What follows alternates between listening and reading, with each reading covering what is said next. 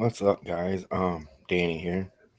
I was wanting to go live and say, hey, the search is over for jolisaa fuentes or whatever. Um, she was found. I think it was yesterday. I believe somebody told me. I hate that they've had to find her like that. I mean, her family had real high hopes in finding her alive, and it's a shame that they had to find her, where she was at. So, yeah, heart goes out to her family because they was really dedicated in finding her alive. Um, so if everyone would like to say a prayer for, have a moment of silence for her, that'd be awesome. Um, Especially for her family because they was, like I said, they was so dedicated in wanting to find her. Um, Another thing I would like to mention, I want to apologize for anything that happened last night. I did delete the stream, and yeah, I want to go back there. Let's left, let that left be. Let that be gone. So yeah, but I have a few people that's lined up to come up. I wanted to start the stream at 10:30, but like I said, I want to start it at 10:30. But I was running late because I was doing something I wasn't supposed to be doing, like fishing, and got a little bit too carried away. So I apologize. Mm, One, hold on a second.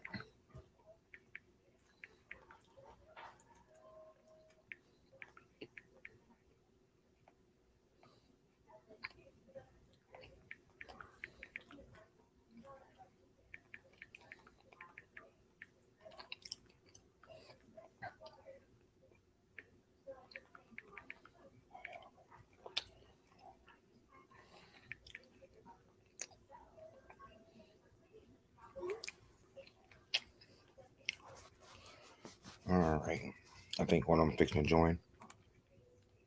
Hopefully. Um, yeah. Uh-oh. Hey, boo boo. Mm,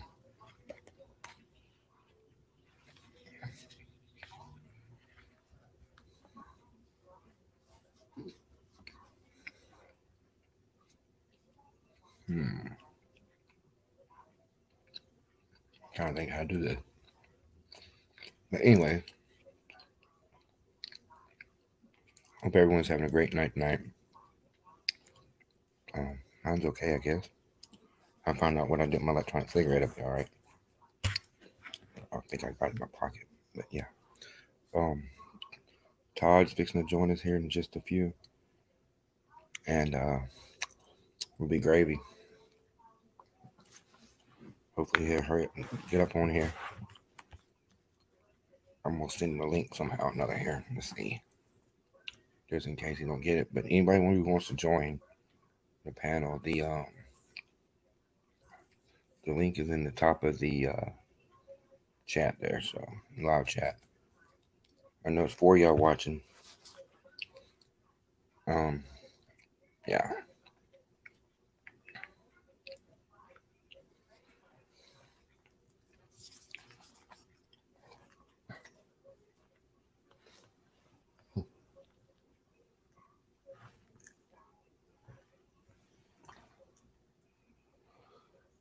All right, let's see here. All right, you're coming on in pretty quick, ain't you? That's awesome. Oh shit. Sorry. Just 1 second.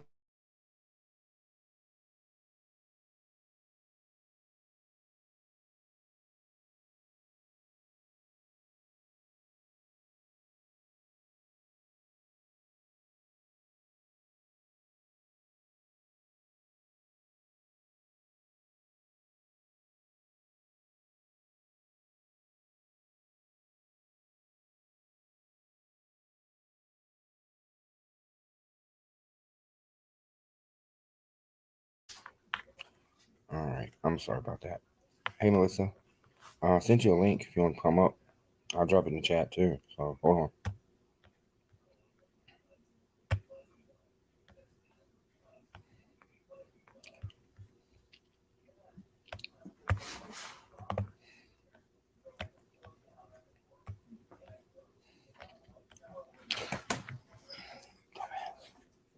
Sorry.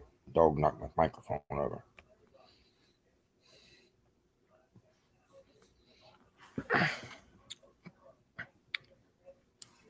And I just send a link for anybody who wants to join. If you don't see it at the top of the thing there. And yeah, there we go. All right. I got one coming in. Hey, Hello. hey, dog eat it. Uh-huh. Well, me and the dog are eating chocolate chip cookies. So, did I miss anything? No, I'm just talking. Okay. Yeah, waiting on Todd and I'm waiting on Alice. Yeah, the one. I mean, Todd, I sent him the link on. So yeah, either way, he's got three. There's three links. I sent one text message. Oh, There's one at the top of the chat, and there's one there. So yeah, but yeah, I figured you might know a little bit more about that jolisaa thing because I ain't really paid no attention to it. So yeah. I was kind of wishing to see. I wonder if I split screen, if I'll lose my spot. You let me I know. I can split it, but you send it to me in the private chat. If you put in the chat down there, I can't. It's hard. It messes the computer up.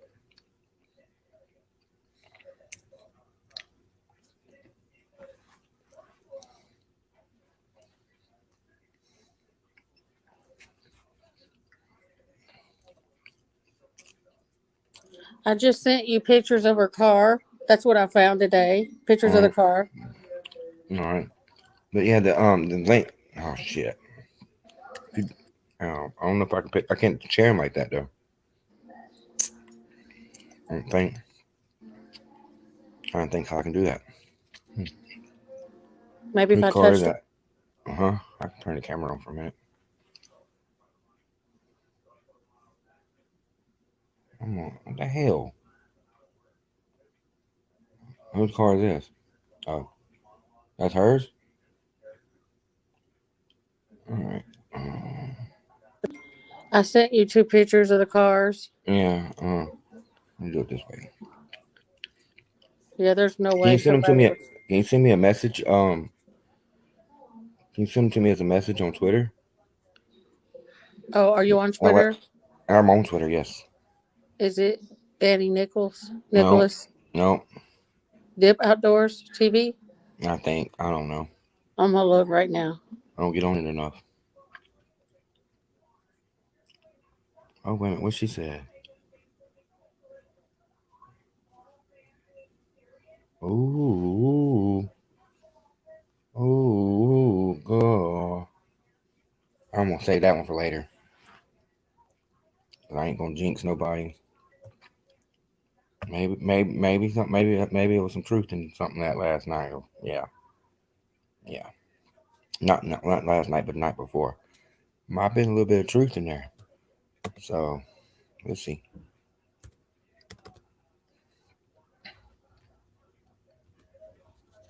Man, this thing's gonna make me log in this shit again. I don't know how. Can I send it to the Insta? No, no, Oh, cause my yeah, cause my Instagram's being investigated. This ain't oh, yeah. Let me cause see if I. I have limited access on it. Yeah, let me see if You can I can send figure out. messages on Twitter. Let me see if I can figure it out. I can try. It should be on the left hand side there. It's being slow as hell though. But yeah, that's Jolissa's car though. That sucks. Lord Jesus, poor girl. She never had a chance.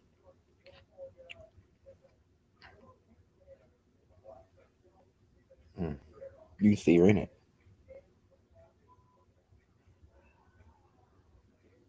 Man, I hope she died. Hope she died before impact.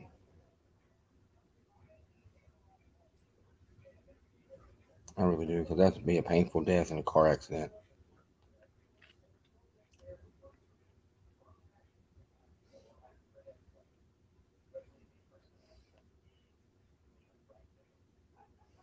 That's when you sent it for me to like 4 times.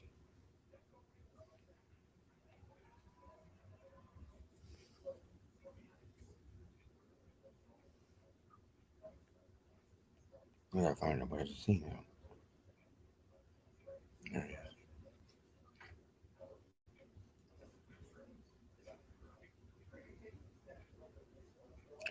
is. Um, Found it yet? My message if you haven't. Oh shit! Damn. You plug that in too.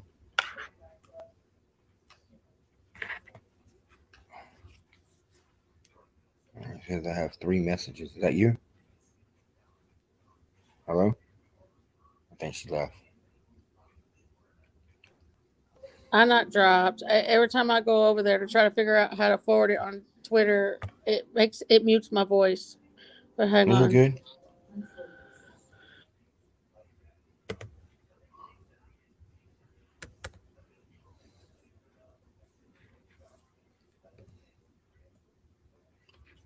M-E-L.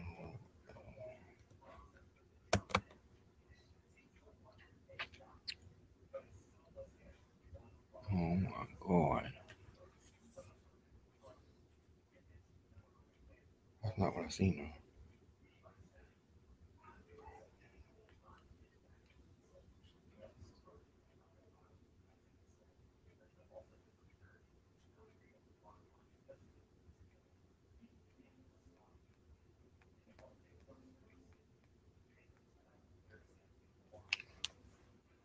Sorry. I was kind of busy. It's the same road. Never mind. Oops.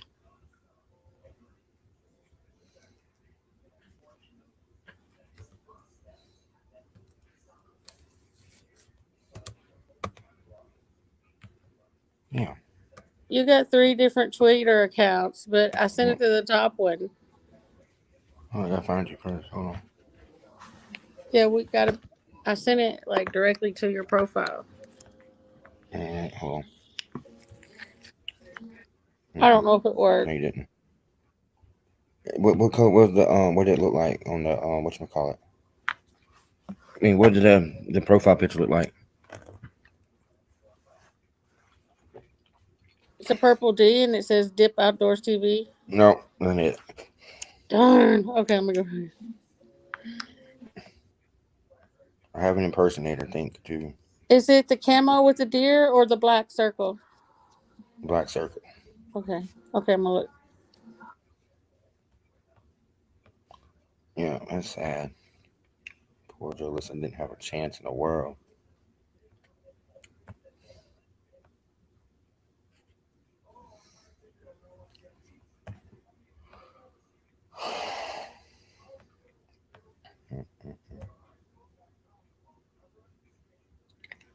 Damn, there's a long delay. Damn, it took it long enough.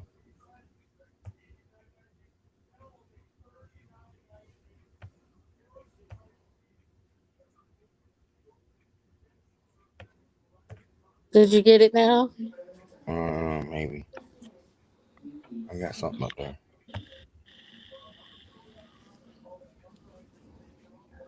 I got a message.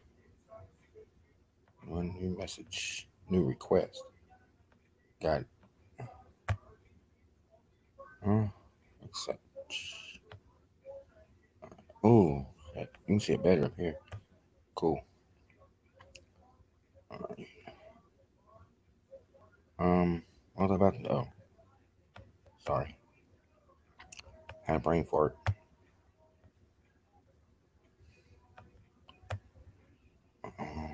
Huh? Oh, didn't want to pull it up for a second. Yeah. All right. Can y'all see that? That's the, that's the, that's mm, that tore that car's tore the hell and back up. Like bad tore up. Let's see, we got more. Yeah. How long has she been missing? Since a couple days before Kylie in August. Oh, my bad. Yeah, I didn't try to blow it up.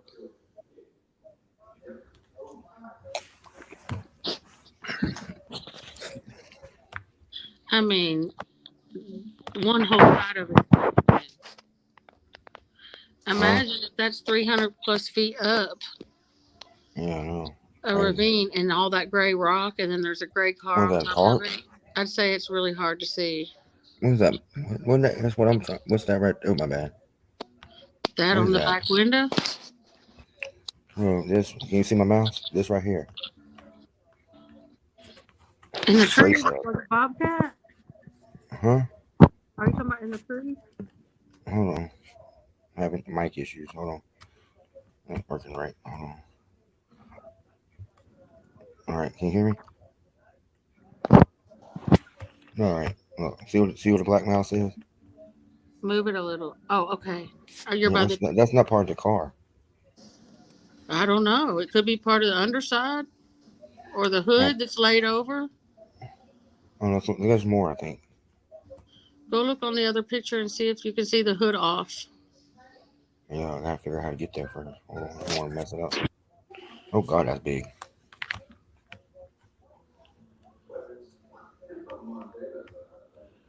You only sent me one. You only sent Uh, me one. Let's see what this is. See, there's a little arrow to the Okay, there's right. See if two. you, there it is. There's two. See the first one on the left?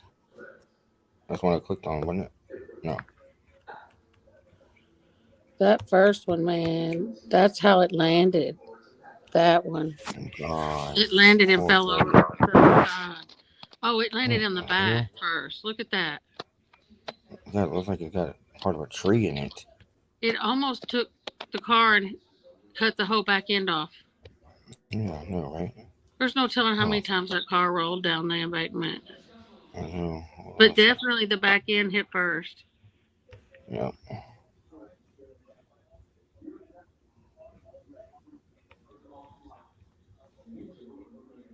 That's crazy. So that metal could have been the trunk. That could have been the hood because I can't even tell if the Yeah, hood but is. it's not the same color though. I know it's because it's beat all to heck. It don't. It looks like tinfoil. Shit, that car ain't nothing but plastic. What kind of car was that? It was Oh shit, what I do? a Hyundai How did I Accent get back that? notification. Maybe. Oh, there you go. It was a Hyundai Accent. Yeah, I had one of those. That car ain't nothing but like mainly plastic. Yeah, they're tiny cars. It's the smallest Hyundai you can get. No, it ain't the smallest. But the newer ones are nice. I had 06. I had a Sonata. I had an Accent in 2000, and then I traded it in for a Sonata, and I Mm. had it until I I bought had one my. of those too. I had a Rio, I had a Spectra. But they're both the same. Spectra and a Hyundai. Not a Spectra. A Kia and a Hyundai is the same car. Yeah. They're both oh shit. That is wicked, bro. You're like, there's no back end left. No, And I hate. evidently, she just bought it. It was brand spanking new. Her parents said she was so proud to be able to save enough money to get her first car. Hmm. Poor girl. There was not much left. I mean, that I don't know if it she hit that because the way they said it dropped 350 feet, and then there was another cliff there, and it fell Yeah, again past that. yeah. So I don't know if the back end hit that ledge. Like that's crazy. I don't know.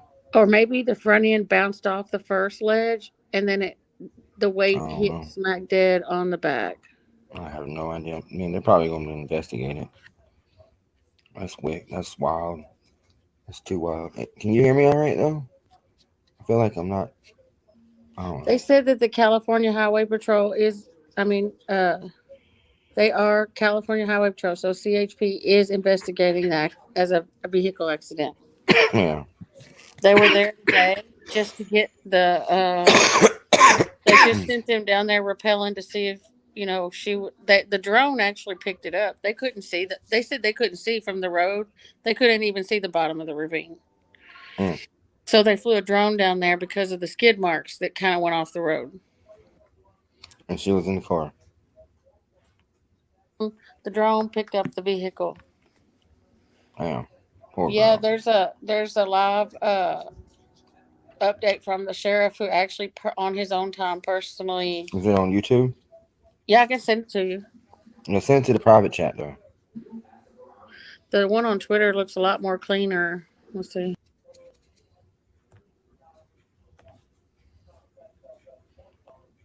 Damn, Zab girl, you going at it, ain't she?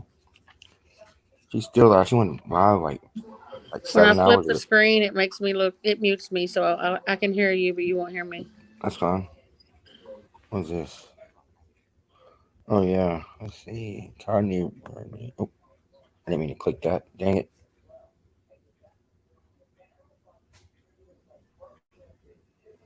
I ain't watching no 3 hours of it anyway. Back up. Oh what? Thing's being retarded. I'm not watching her either. Not right now.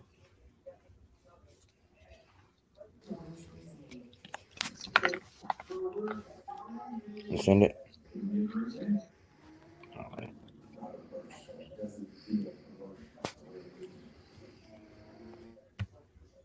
Alright, I guess I'll pull it up. Give me 1 second.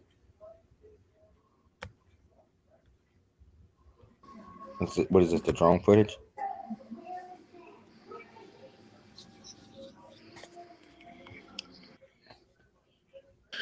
No, one of those is the officer giving the update on how they found her. I don't know I if don't even know which one I just it clicked shows on. the whole Yeah, thing. It was just bits of it. yeah. They're not gonna show it like I don't think they're gonna show. Yeah. I'm glad she's found though. At least her family can rest easy. But they're gonna rest in the wrong way though. Yeah, that's. Mm, is it the same person? Guess so. Yeah. All right, this the sheriff.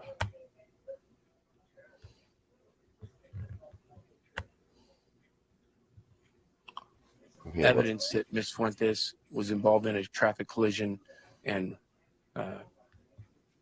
her vehicle went off the side of the road, up off of Trimmer Springs Road, uh, what I would describe as the northern part of Pine Flat Lake. At that time, we were able to come back and reconnect with the sheriff's office and the search and rescue team, who then went out last night till at least midnight and rappelled down a 250-foot cliff to recover Miss Fuentes. So, again, this was a joint effort by all of our law enforcement agencies. Our investigators did a phenomenal job of researching tons and tons of digital data, trying to locate Ms. Fuentes. And we wish that we had better news and that it wasn't such a sad time right now, if you will. I wish that we could have brought Ms. Fuentes home healthy. However, it appears that she passed during this collision. That's sad. That's too sad. Dang. I don't know which one I clicked on, so hold on.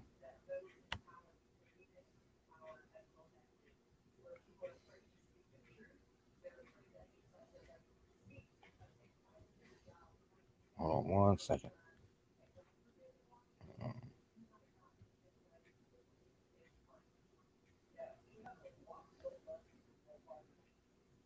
Damn it. That's made a boo boo.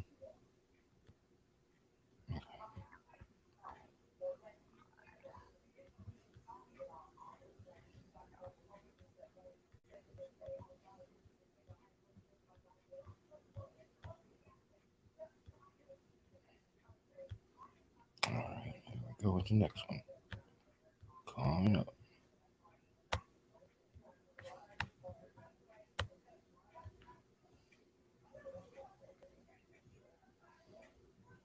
I'm the father of Jolisaa Fuentes. And first of all, I want to thank the community, not just the community, this whole nation. The cries and the war pain of my wife and my sister. What happened? Not yet? Can't be. Maybe not. And my family was heard around this whole country. They didn't stop. They were persistent. And when this first happened with my daughter, I talked to Chief Alcrest. Hold on.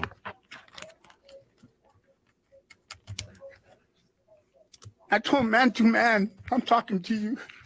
You have a daughter, you have children. He told me, yes, I do, Joey. I go, I want you to go after my daughter like she.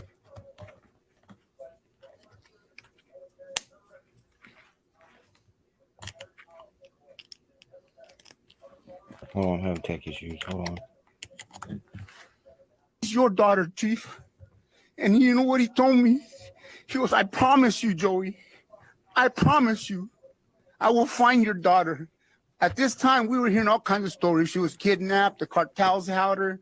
There was so much stories out there, but he promised me he was going to find my daughter. He didn't tell me, he couldn't tell me when, but he was going to find her. And he was the one that found her. He was a man of his word. And he's a young chief in the city of Salmo. He says he wants to change things around here. You know, it's a small town, but he wants to make a change for the better. And I thank God he's my hero. He is my hero, you know, and I've known him for a while. But he was persistent, and his persistence paid off. Not only that, I know it was his love. Oh, dang it. Stop. And he went after her like it was hers. And once again, though, I thank all the community. I even thank the media. You kept my daughter out there.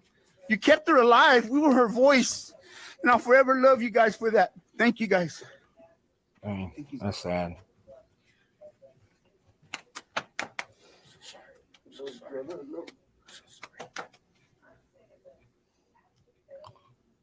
Melissa, how old was she?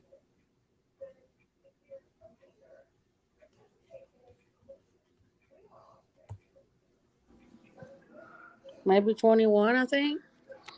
Okay. Just making sure. Did you see the last picture? That was kind of the ravine. A picture of the ravine. I'm pulling it up now. I seen it in the private chat. I know, I got it. Uh-oh. Where am I at? Is that one?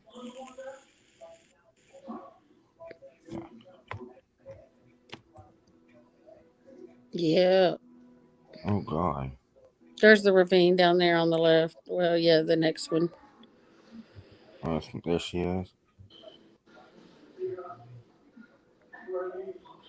That one?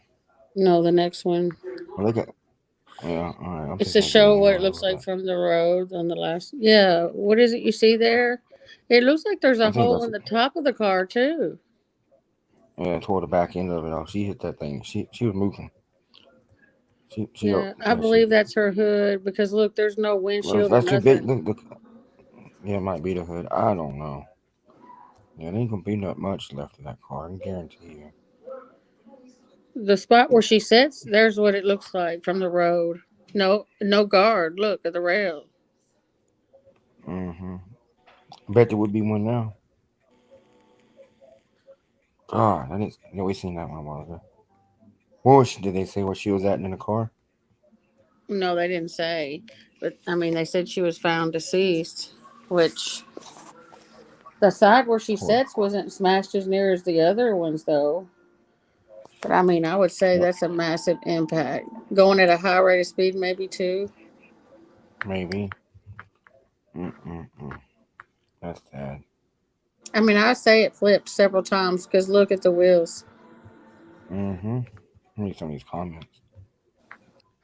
But I don't know. We'll find out, I guess, when they get. How do I get back there?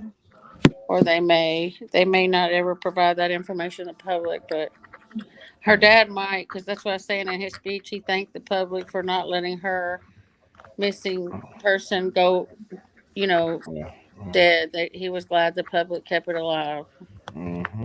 But that officer personally went on his own time Mm-hmm. looking at any place her car could have veered off the road, and that just happened. He said God just put him right there at that moment, because from That's not up tripping. there where he was, you could not see the bottom. Mm-hmm. The hill goes down, and then he said it drops Yeah. completely, so you can't see what's down there. Mm-hmm. He just happened to send a drone down. Mm. Oh, I hit the wrong button. I was gonna read some of these people's comments, but I mean, in anyway, 2 months, they wouldn't have. I mean, there I would wasn't say much left. that's right. That's what I was trying to say. There ain't much left. Yeah. What a heartbreaking outcome. Be grateful for the hard work to help bring her home to her family. That poor girl, rest in peace. 22. Yeah. 22. This is so sad. Damn. Thank you You for know, your in hard that work. video they played of her at That's that this. all night gas station going to buy Rillo wrappers, Yeah. um, it showed her get back in the car, and You going back she, toward the lake? yeah, she kind of pulled the door open and kind of slung it, and she looked at that moment the way she kind of stepped twice, almost like she was intoxicated, even though they said she'd only had like one or two drinks. Mm-hmm. She seemed like she was. And Maybe. even if it was just one or two drinks, if she was smoking, I don't know if she smoked while she was in the car or what, but maybe she was just lightheaded enough that she just lost control. It just took 1 second if there was no edge. Mm-hmm. I don't know. They said it was like 3 or 4 in the morning. Even the Mm-hmm. officer said she could have possibly even fell asleep at the wheel. Mm-hmm. Well, that's what her name, right? Um, Again. Joli.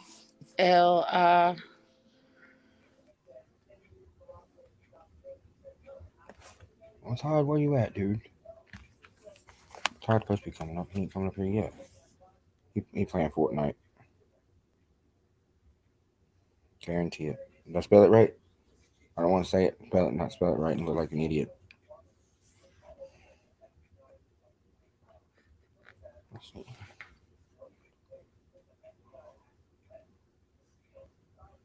I guess I'm spelling it right.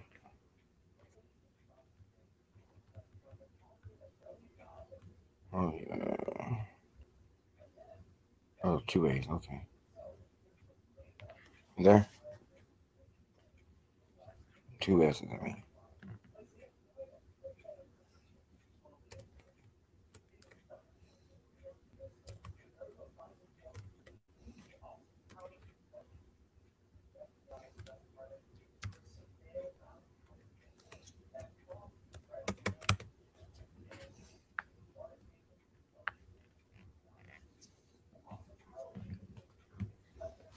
There we go.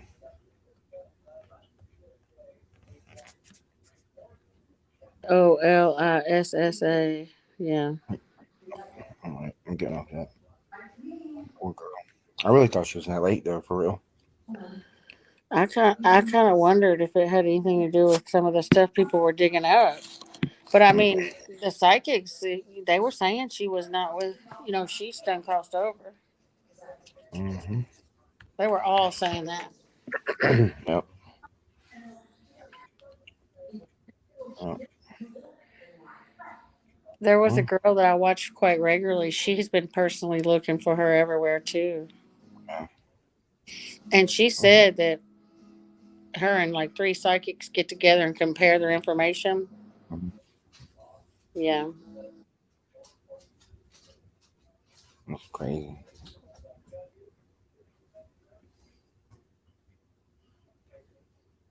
I'm just ain't being stupid here. Sorry. Um. Yeah. When I'm in the chat, like right now, it's different than the YouTube platform when I'm just in the chat. I mean, Mm-hmm. like because my screen goes black instead of white. And so I Yep. wish the chat words would be on the page, but they're Yeah. not. I actually Yep. have to go to the bottom and select chat. Yeah. Not for me I'm, though. there's not there. They're not nothing there anyway. But that's how I keep up. Sometimes you can see things before you hear it. Mm-hmm. That's what it looks like from on my side of stream. Was Todd coming in tonight? That's what it looks like for me on StreamYard. It's supposed to. Mine don't do that. Yeah. Yeah, But it see, don't you do have that. comments like you have a spot on the side there, Yeah, that comment and right here mine's a too. whole different page. I have to flip pages. Mm-hmm. But I have that toolbar at the bottom like you do, and except Yeah. like the Yeah. third one over says chat, and I have to click it. Yeah. I just like the top half is where I'm seeing this right now, yours, and the whole bottom is just blank. It seems like that's a perfect spot for it. Mm-hmm. I just feel like it's a setting I don't have. Yeah. Yeah. Let's see what this more settings. Yeah. There's all kinds of. Oh shit. There's all kinds of settings in there. It's just camera and audio. Mm-hmm. That's the only options it gives me. Mm-hmm. Let me see it. Oh shit. Comments. Yeah. There's 7 people in here though. I'm sure something. You ain't got this one. I bet you ain't got this in there either. Cause I don't have it on the iPad. If you're on the iPhone, it ain't gonna have it. Which I'm gonna figure it out though.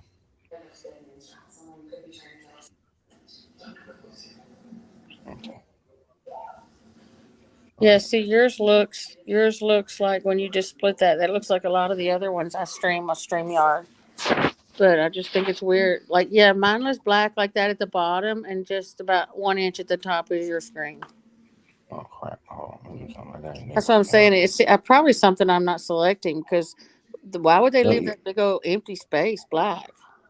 Cause hold on. I feel like my chat should go there.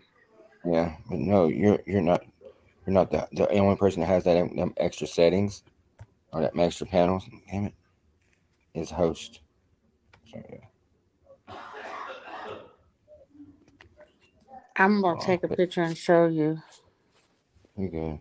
I Well, know there it you looks like. go. Green Watch wall and this. a picture frame. Watch this. Watch this. Hold on. It works. This right here. This crap. No, no, no. We're not leaving the site. Hold on. Let's see. Come on, work, piece of shit.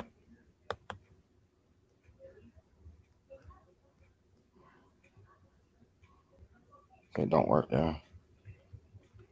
Cause I get my green screen hooked up. I'm Well, sending it to you so you can see what mine looks like. I know what it looks like. I've been there before. On the Oh, you have? yeah, I mean, I've been on the other side of it. I've been on. I go to my cousin's panel all the time. Yeah, see, I ain't got the green screen hooked up. I had the green screen on. It'll look better. But I didn't have time. Check this out. While we're waiting, people to chat. Read this. Let me turn my screenshot. Warning: please do not feed the Sasquatch. That's like yeah, I found that. I bought that sign on I think it was a sign somebody made or found or something. It was on eBay, and that's posted on my dad's property, and it's on camp. So yeah, thought that was pretty fun. Yeah. Um, I'm just gonna have to call this dude, I guess. Okay, let's see. See if he even answer. Where you at, Todd? Is your screen froze? No. My screen ain't froze. Move your head. My head, I ain't. Oh, maybe it is froze. Hold on. I didn't even see your eyeballs blinking. I'm about to call. Oh, Mr. Todd. That's funny. I'm being perfectly still, ain't it? You're not even. As I said, your eyeballs weren't even blinking. And not now either.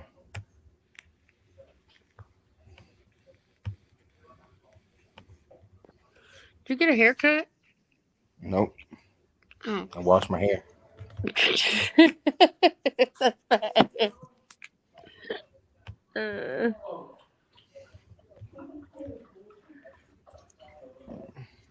All right, let's see.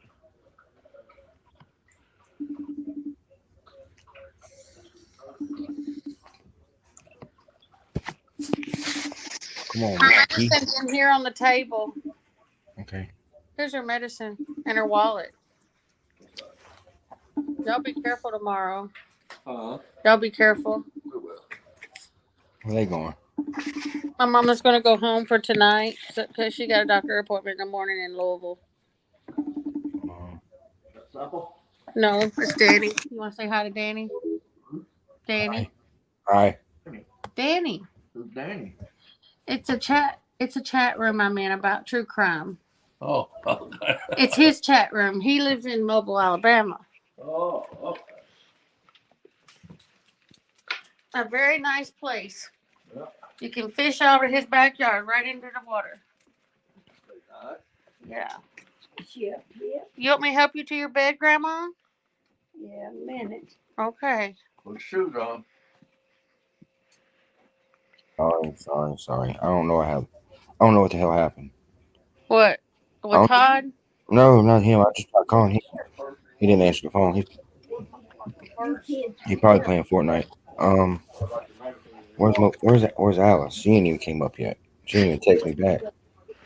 Crazy little. It'll be on tomorrow night, regular. Oh, okay. Tomorrow night at 9 o'clock. Big Sky. Dog tore your room up over here. Oh, Oh. for real?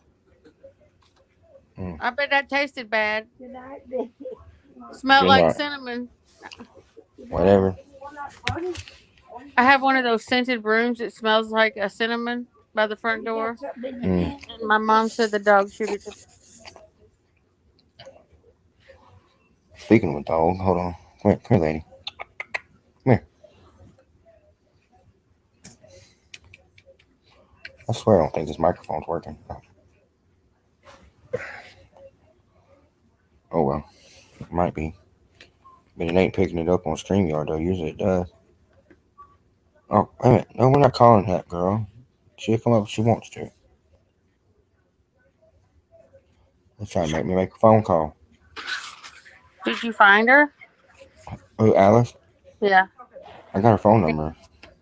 But she didn't answer, so it'll be alright.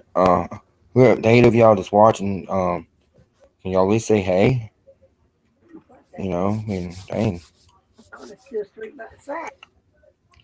That's her purse. It's big. Her purse is big. Let's see if I can find anything else on jolisaa. Yeah, I like to get updates off Twitter. Yeah, with Twitter. How long is this? Yes. Let's see. I think that's what we already seen.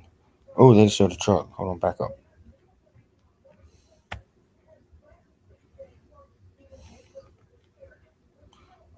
How long is that?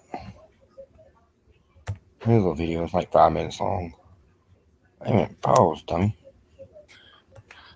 Yeah, I like to watch them, even if they're 5 minutes. I haven't looked that much because I cooked dinner, and after I got the long distance phone call, I went ahead and ate dinner. It seemed like it took up all my time. Doing dishes? Yeah, I don't do dishes. You don't do dishes? Nope, I can't. I'm scared of soap. I'm scared of the soapy water. I can't see stuff down there. I can't see my hands. I don't touch it. I don't like to touch them when my fingernails are polished. Coming up on Eyewitness News at 5, a tragic end to the search for a missing Selma woman. How police were able to find the body of Jolisaa Fuentes. Plus, the latest on a name change controversy for Valley Town. Details on a vote by local leaders today that they say reflects what residents there want. And an uncertain future for thousands of undocumented immigrants brought to the U.S. as children. Are the votes there for Congress to help? Congratulations. Another hot day today. We're not done with the 90s yet. I'll take a look at your pinpoint weather forecast coming up.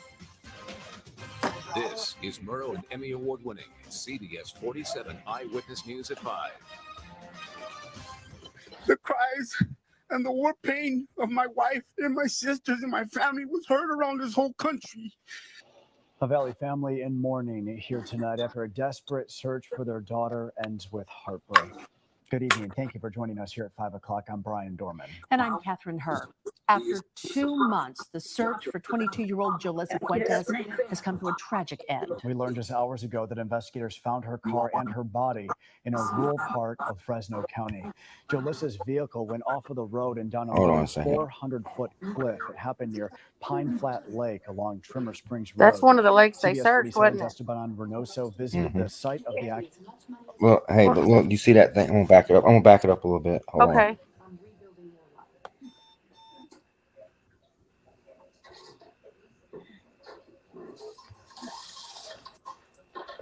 All right, right there.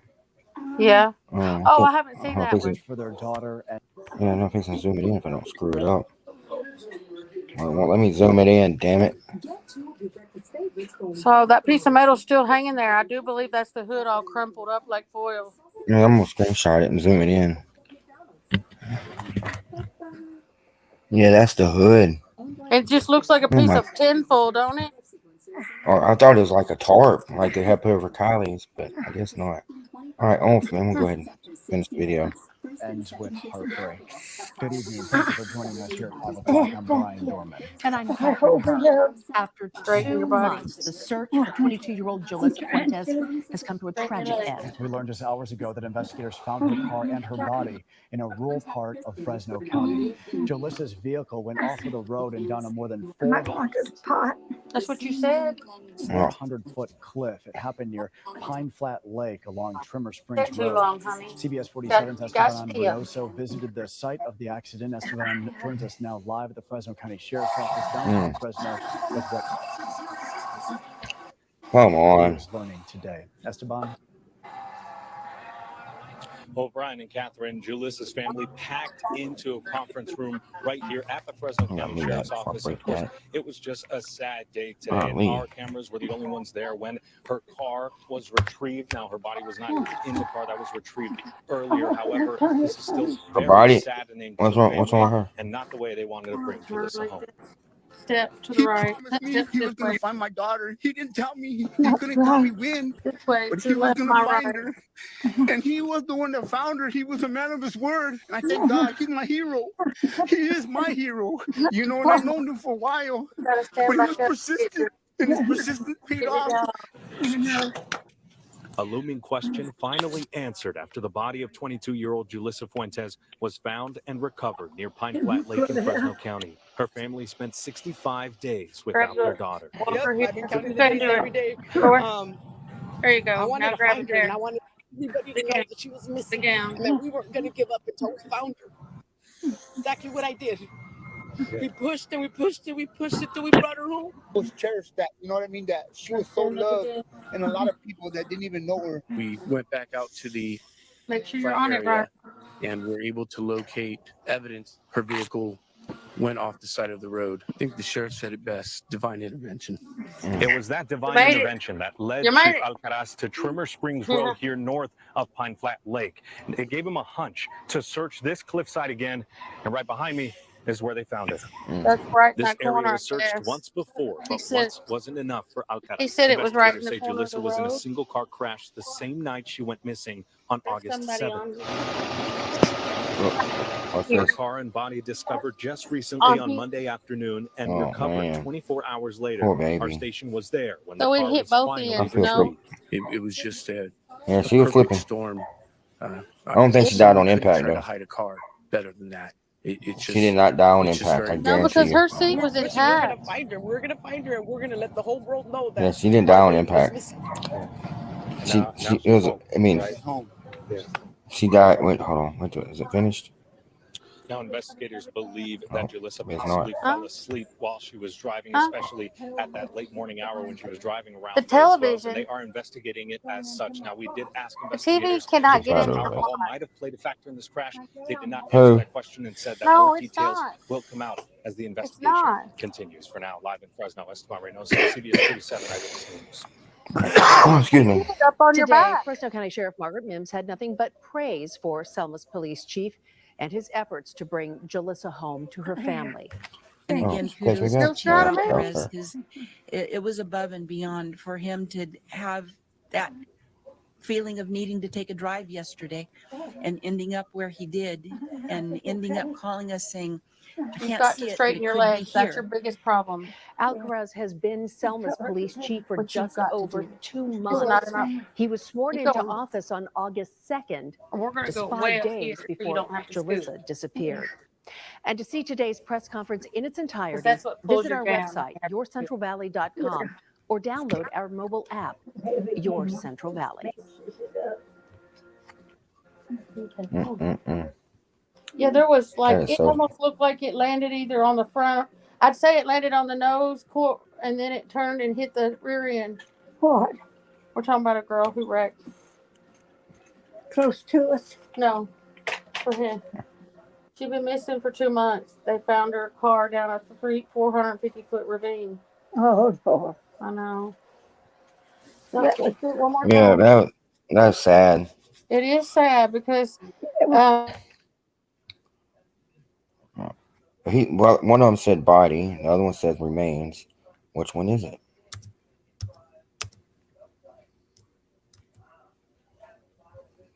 All right. You there? Hello? I'm having problems again. Hello? Oh, damn thing. Hello? Can you not hear me? Well, I don't have to. Honey, I'm talking to the person on this phone. There's somebody on there. You do that all the time. Oh, She thinks that I'm talking to her when I'm talking to you, and she answers me. yeah, I hear you. I was talking to you, and she's going, huh? Huh? Even AWP thought she was kidnapped. Yeah, but, I mean, they said that they searched, even when it was her favorite spot. Mm-hmm.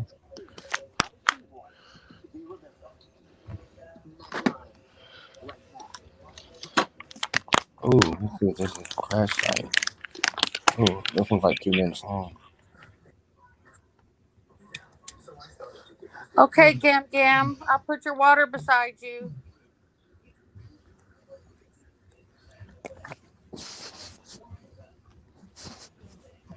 Whoops.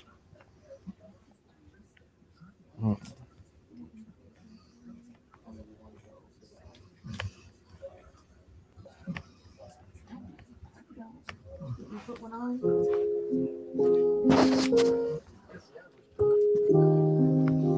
Yeah. It's sad. Mm-hmm.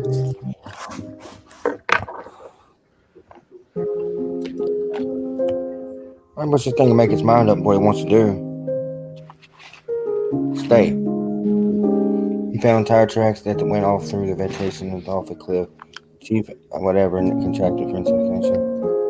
Yeah, I haven't seen some of this stuff that you're showing me. Yeah, it's on YouTube. It's on YouTube.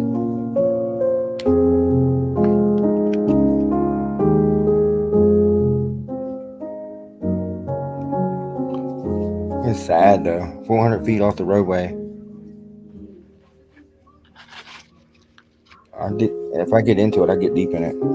Yeah, because I think it's a highway there. Yeah, it looks like it. Yeah, they said it was Man, like that's loud. 40 or something. I don't know. Oh my gosh, this thing needs to learn to make its mind up. Full screen it.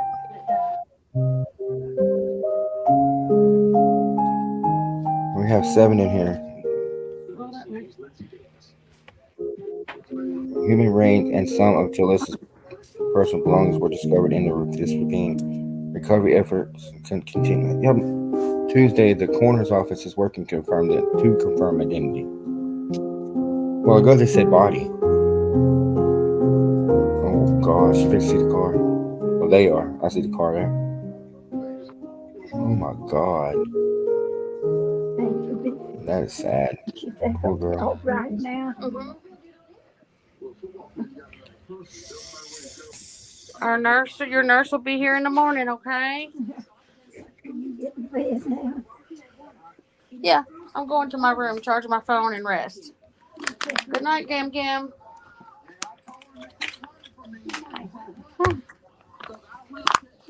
That's super sad. Gotta get her tucked in. Oh.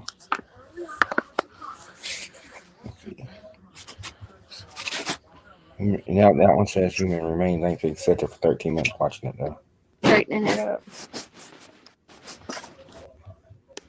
They said human remains. That's what they said earlier, right? No, this a while ago they said body. You gotta say she's been in the elements for 2 months. I know, but I would think because the nights are cooler, I would think that it wouldn't be completely. You what? What'd you say? I was thinking it'd be a little more than skeletalized remains, but I don't know. Yeah, it probably was scheduled. They probably had some flesh left on it, but not much. I think varmints and everything else been in there picking at her. I hate to say that, but that's the truth. It's horrible. South Carolina man charged for killing whatever. Well, that's live. We ain't watching no live streams. I get doxxed. We copyrighted. It's sorry. Can't read all that. Not much of that. Yeah, this is. I don't know. Jolisaa found press conference thoughts. Open panel discussion. Oh, that's that girl. She finally got off after 3 hours.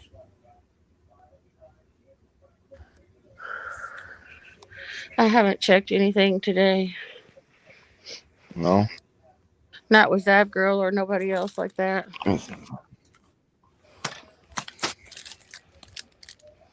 Whew. I've been reading about the little boy, the Quentin boy. I just seen some of him. Oh, yeah. From Savannah, Georgia. And then I used to live in Savannah. Really? Mm-hmm. That's where that little boy is. Oh, crap. I got a big... Hold on a second. I got a big cluster screw up here. Hold on. I know that ain't going to have no time soon there. I don't know how this stuff gets tangled up. I swear I don't. And then also, I'm still interested in the Debbie. Oh, in that case, just weird. It is. But it's nice that they found an ending to Jolisaa because they were starting to get into some strange stuff by talking about her being friends with people in gangs called the Bulldogs. Yeah. I got an Instagram message. I wonder who it's from. Anybody I know?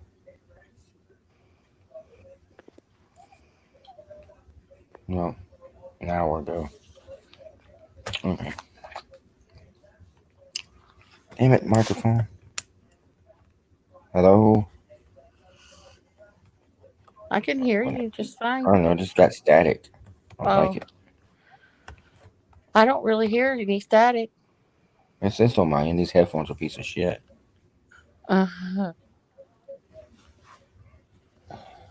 Yeah. Oh, shit. Put that back in. That was an echo. Yeah, no, I did it. That was funny. Yeah. Because the microphone picked it up.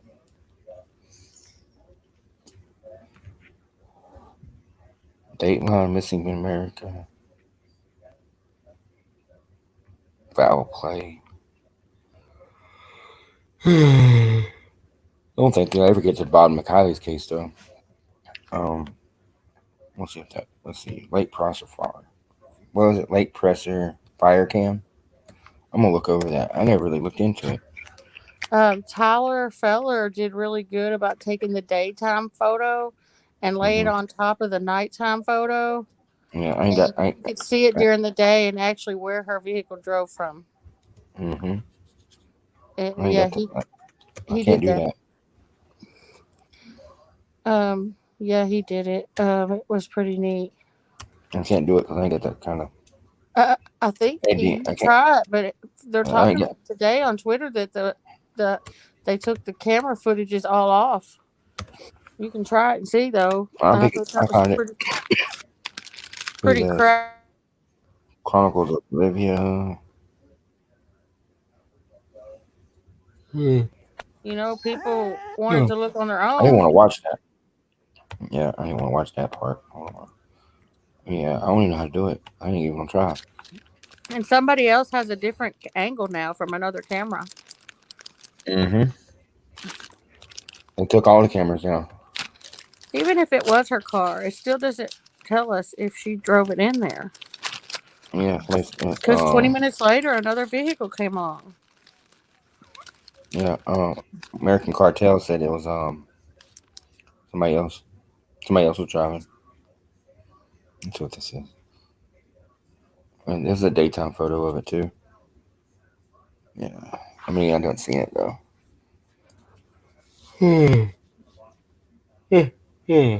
Sorry. Yep. She I'm pretty sure. I mean, she wasn't driving. She was already wasted time. They went in the cold water. Why else would Sammy done got wet? You know what I mean? And where is my chat? I got 1 like and 7 viewers. When I'm not there, I can't leave the screen. It takes me off. There's nobody here. Nobody? We're 7 people there, but nobody's talking. Oh. I don't know why, unless they're blocked somehow. I don't know how they got blocked. Oh. I didn't do it. Can you check it out? I don't know. I'll check it out in a minute. I'm getting sleepy. As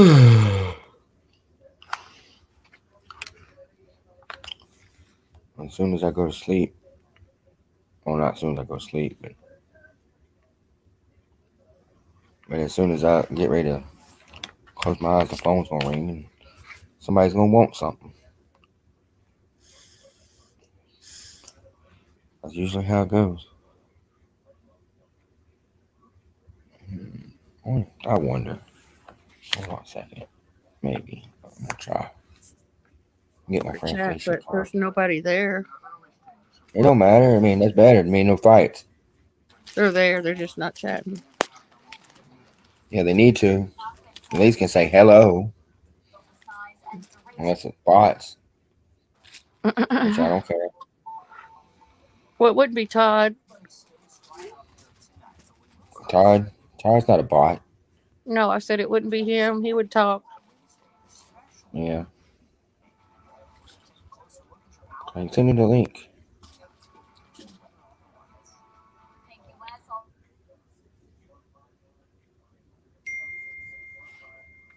Oh.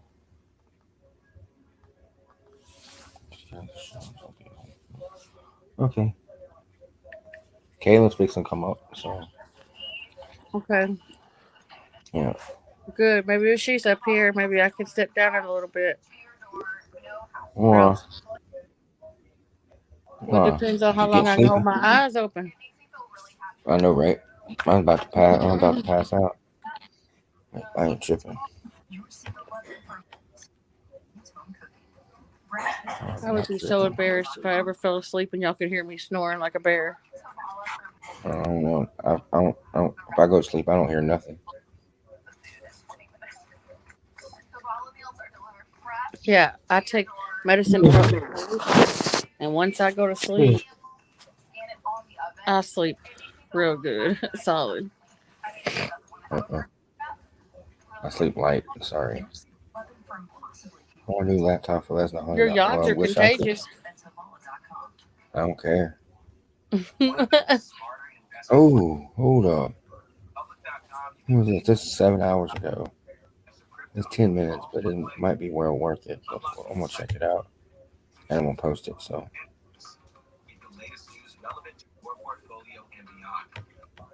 Oh, wait.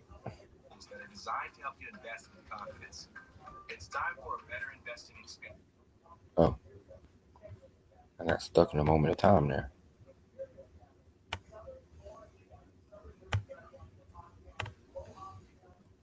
This is something new. It was posted 7 hours ago about Kylie. Okay.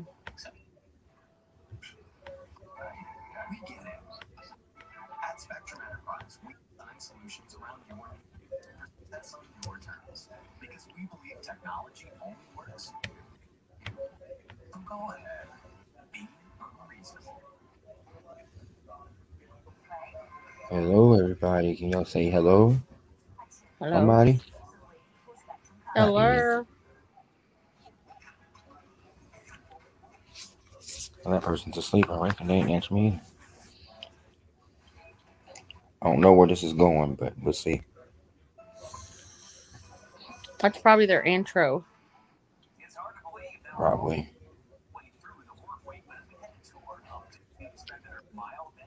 They ain't even getting red rock. Uh-huh.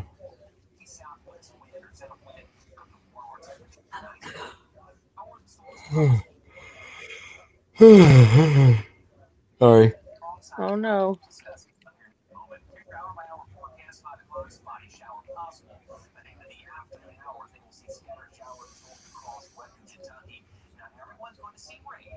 That was not my mouse, sorry.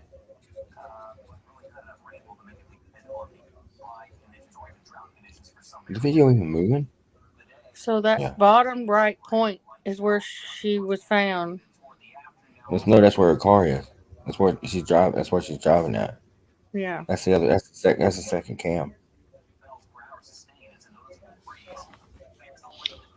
Oh, on. Why aren't you getting up here, Alan? I don't know. She's probably all right now.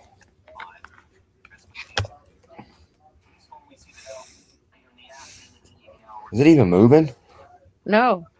Maybe you need to hit. What the hell? Play.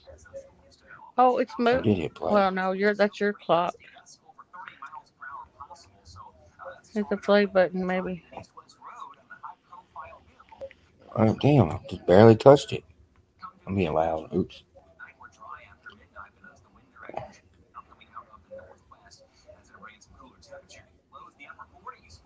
You not want me to play it? I think they're froze up. They're talking or something. Oh, wait a minute. Hold on. I know what's going on. Hold on. They're talking. I got the thing muted. It was being driven down into this area and then into my channel immediately. Sorry. Huh. I see now. Yeah, I had it muted.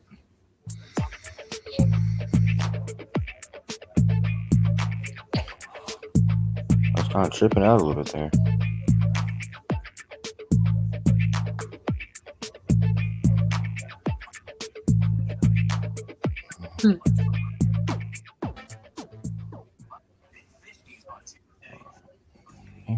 Hello, this is Gray Hughes. Today I'm making a video again using the fire camera video. I think it's important to see what the conditions might have been like when Kylie's car went into the water and why it might have been difficult to see.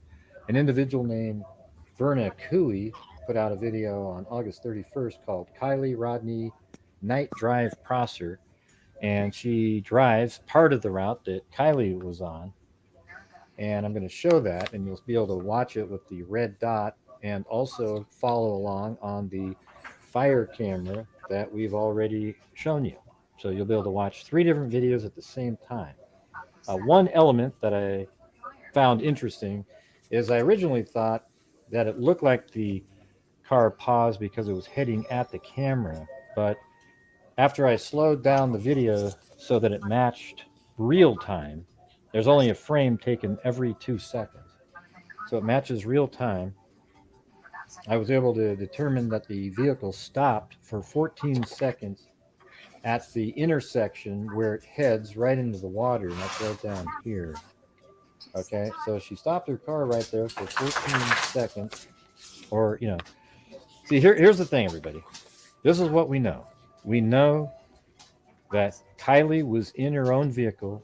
It was being driven down into this area and then into the water. We see that on the fire camera. It went into the water at 12:33 to 12:34. Her phone quit pinging at 12:33. We know that from law enforcement. And eventually she was found in her vehicle in exactly the same spot. So when you put all that together, we know for certain that her car went into the water at 12:33 with her in the vehicle. Now, one thing we don't know for certain, I think it's way more likely that she was the one driving the car after being intoxicated. Is it possible that somebody else who was intoxicated was driving the vehicle and managed to escape and just hasn't told anybody for fear of being in trouble for driving drunk that led to the death of another individual? I've said that many, many times, that is a remote possibility, yet it does exist. The car pauses for 14 seconds right in this area and then turns and then heads off into the water. Now, near the end, there's a sharp right turn. So the car likely turned and landed down in where the green square is, and then went into the water and then drifted slightly this way because of the current. Okay, so let's just play the video right now. So on your left is the video from Verna Cooey called Kylie Rodney Night Drive Crosser. In the upper right, you see her vehicle, Kylie's vehicle, entering into the scene, and the red dot below shows you approximately where the vehicle is. It's impossible to be absolutely precise on that, but that is generally where the vehicle was. Confident in your investment. Read public documents. Read context and customization tools. And as you can see right now, the red dot is getting near that intersection, and then I'll pause the video on the left, and then you'll see that even up on the fire camera, that bright light is in one position, and I don't believe anymore that it was actually because it was heading towards the camera. I think it literally stopped right at that intersection and maybe just couldn't figure out which way to go because there's no vehicles around. So it decided to turn left and went almost exactly how we see this on the video on the left and the red dot down there.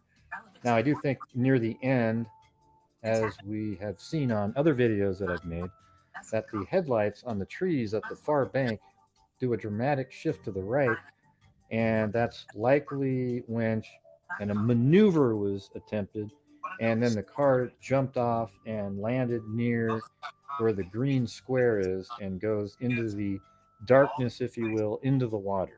There's a very steep bank right there, and the car goes into the water, as you can see above, and it takes about a minute and I think 20 seconds or so, a minute 30 for the lights to go completely out. So what I'm going to do is, after I get done with this portion, I'll just play it for you without me rambling on, okay? But I think this does give you a good idea of what it might have been like out there with the terrain, the darkness. You see it lined up, and everything lines up absolutely perfectly. And for this being Kylie's car into the water, there is zero chance that it's not. And it's at 12:33, not 12:51, like one lunatic likes to tell everybody online, and another crazy person trying to pretend that this is a doctored video. It's not doctored. The only thing that I did was put a daylight overlay on top of the already existing dark video. If you can't understand that, check yourself into a facility quickly. And soon the light will fade out. But it shows you, watching it this way, how long the car was actually in the water. I mean, it is a while. So the water's rushing in. Kylie is, probably panicked with all this water rushing in, and goes to the back to get air, like a lot of experts actually tell you that happens. All right. So thank you guys for watching, and until next time, be safe out there. Somehow or another, I do not believe that she was driving her car. I just think that's crazy. It just depends on if they Husband's say still how here. she was dressed. Was she dressed? I mean, it's She was really a undressed. lot of factors that we don't know yet. Oh shit, it's still going. Oops, hold on. Yeah, he said he was going to Well, play it through without talking next. I didn't hear him. I was paying attention, but I wasn't. I was just watching it. I had to mute it on my end. Yeah, it's all good though. That's crazy. Sorry. But yeah, I think she. I mean, even if it was an accident, why was she undressed?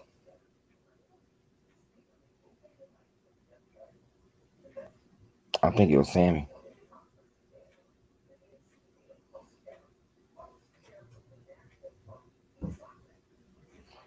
I definitely think it was Sammy. Because Sammy got wet one point in the night.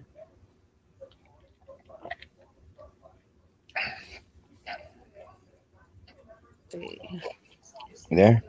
Yeah, I'm here. Yeah, Sammy got wet. Why'd she get wet? I don't know. That's what I read somewhere else too. It said it on here. Not on here, but not that video, but another video. Yep. Nobody's talking. Yep.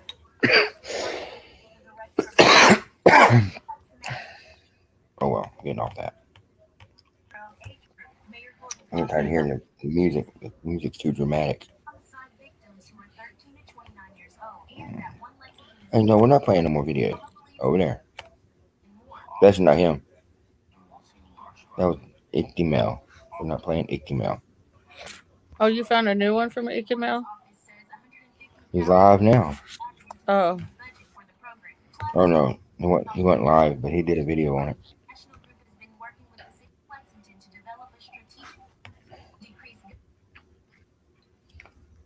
I don't like Icky Mel.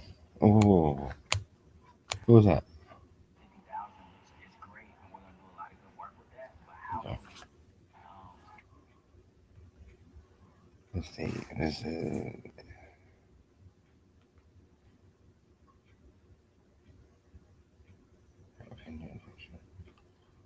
Okay.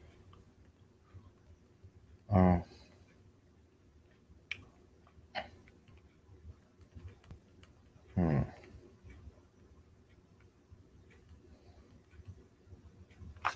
YouTube what? Whatever that word is. I'm trying to see what, like, just on the main chat, the main page here.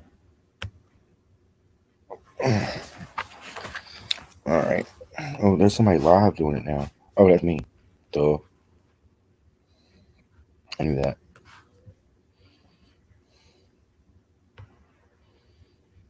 HTML likes to leave stuff out.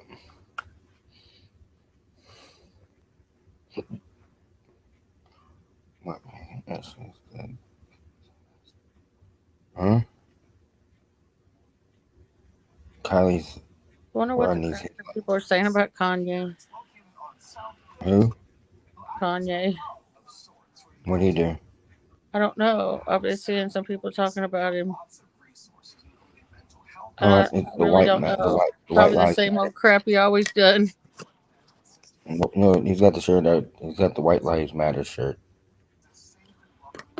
He said they said it. He crime stories of UK says Jagger's upset again with AWP. Whatever, he's retarded. Yeah, he went to AWP's wall and posted some stuff on them. Yeah, he's retarded. He's the one that did it. Him and Sammy. Said that Kanye was, you know how he is, saying stuff he shouldn't while he's being recorded. Said that he blurted out the name of the schools. Mm-hmm.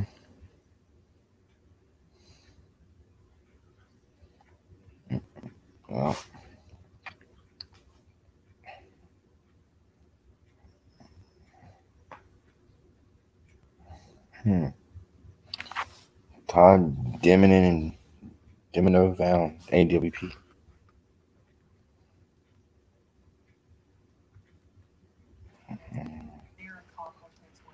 We got this one. Oh, that's what Jagger said. Huh? Google wants to kill something. Okay. What did he say about AWP? He just said something new. Oh, I don't know. I ain't read it. Oh.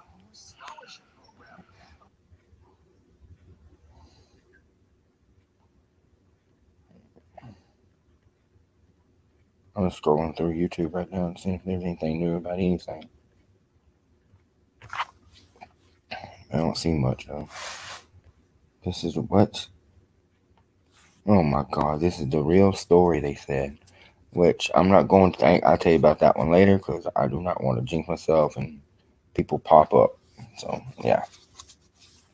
I do not want that tonight. I do not. No.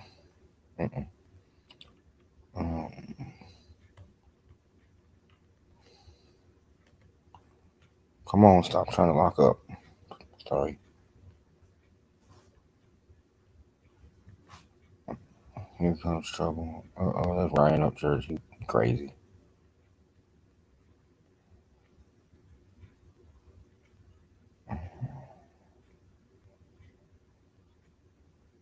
$19 soup. What? Oh.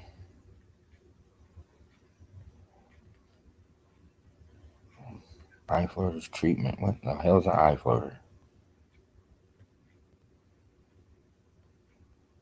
You going to sleep on me? Melissa. Hey. No way, Jose. I'm just reading. Yeah. How to create YouTube videos with AI from single. Wait, there's a message. Chitty chat, chitty chat. Slim is here. Who? Slim Shady. What's Kayla? Hey, Kayla. Yeah. The link's there in this chat if you want to join up.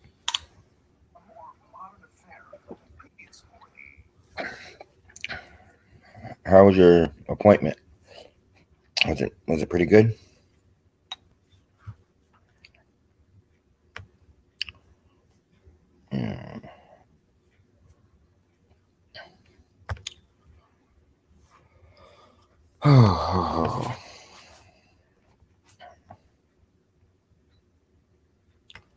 Yeah, you might have to rewind a little bit, Kayla, because I showed some pretty cool stuff, I guess.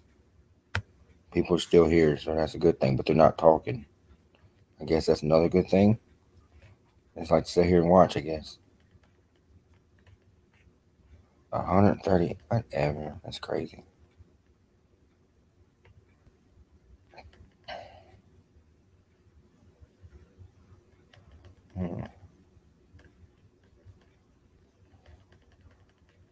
Who's that? Oh. Yeah, just having to smoke, putting a bit of charge on my iPad. Yeah, that was good. You knew that. Oh, that's cool.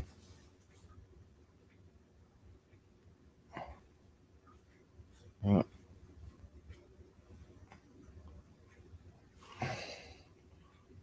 Yes, I told her earlier that they found him. I found her. Sorry.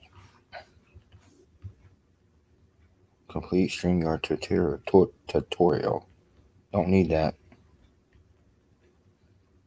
I think I'm pretty familiar with it.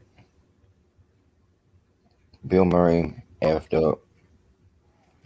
What did he F up on? What are you watching? Hey. Maybe it's my TV. It is your TV, I'm hearing. Let me turn it down. It's blasted. A little bit. I sleep with it on.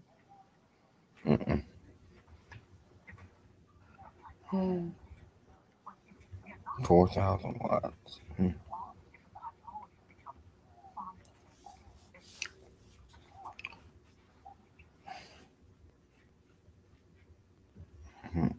Now it's getting into the computer stuff on YouTube.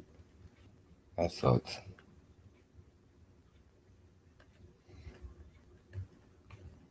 Roll. What? Oh, wait a minute. Roll. Oh. I read it wrong. I guess the channel name's wrong. No.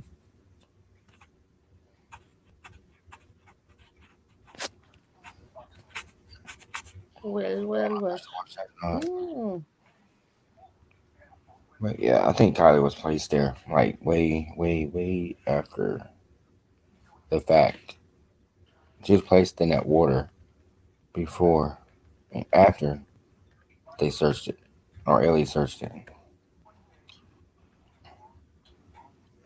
Well, they're trying to say that's her vehicle that went in the night on that camera. That's why somebody else everybody's showing that. They're trying to say that's what happened. Oh, Kayla's here. Okay. I don't think everybody will never know for real. Hey, Kayla. Hey. Oh shit! Hold on, I got a video going. Didn't know I had it. Hold on. All right. Hey, Kayla. Hey. Yeah. So what's up? Not a lot. Got to get new glasses. It's going to cost me $400. Lord Jesus. Yeah. Thank God, man. I thank God I don't have to wear glasses yet. I mean, to be fair, the government's paying $200 of that, so that's good. So I'm only out of pocket like $200. That's not bad. That was our government paying like one thing you'd be paying is like you'd be paying $350 and they'd be paying $50. Yeah. That was the U.S. government. I'm just saying. They're like one of the crookedest. I mean, I don't like the U.S. government. I really don't, because they're trying to. I mean, I do, but I don't. You know. You should move to Australia. Everything's free here. Well, most things. Yeah, I might need to. Free healthcare. Yeah. It take me a day and a half to get to Australia on a plane, so. Yeah, but it'll be worth it. Yeah. Oh, damn, this thing's dying too. What about this one? This one dead? That one's charging. Okay. So there's not many comments. So obviously, people are just silently watching. They're watching, but they're being quiet. I like it. Yeah. No fighting. The free healthcare, is that also what happens for people in UK? And she's in Australia. Yeah, I didn't know if it went the same way. Oh, I don't know. I'm not sure. We get like. I mean, it's not necessarily free, but like if we end up in hospital because of an emergency, we don't have to pay it. That's cool. We do have private health insurance. So like say that I needed to get surgery to take my, I don't know, gallbladder out, I could be waiting a year. Whereas if I had private health insurance, I could get it done in the next 24 hours, but that would cost me like $6,000 or something. So it's a long wait for things, but if I end up in the emergency department and get an emergency surgery, it's free. Wow.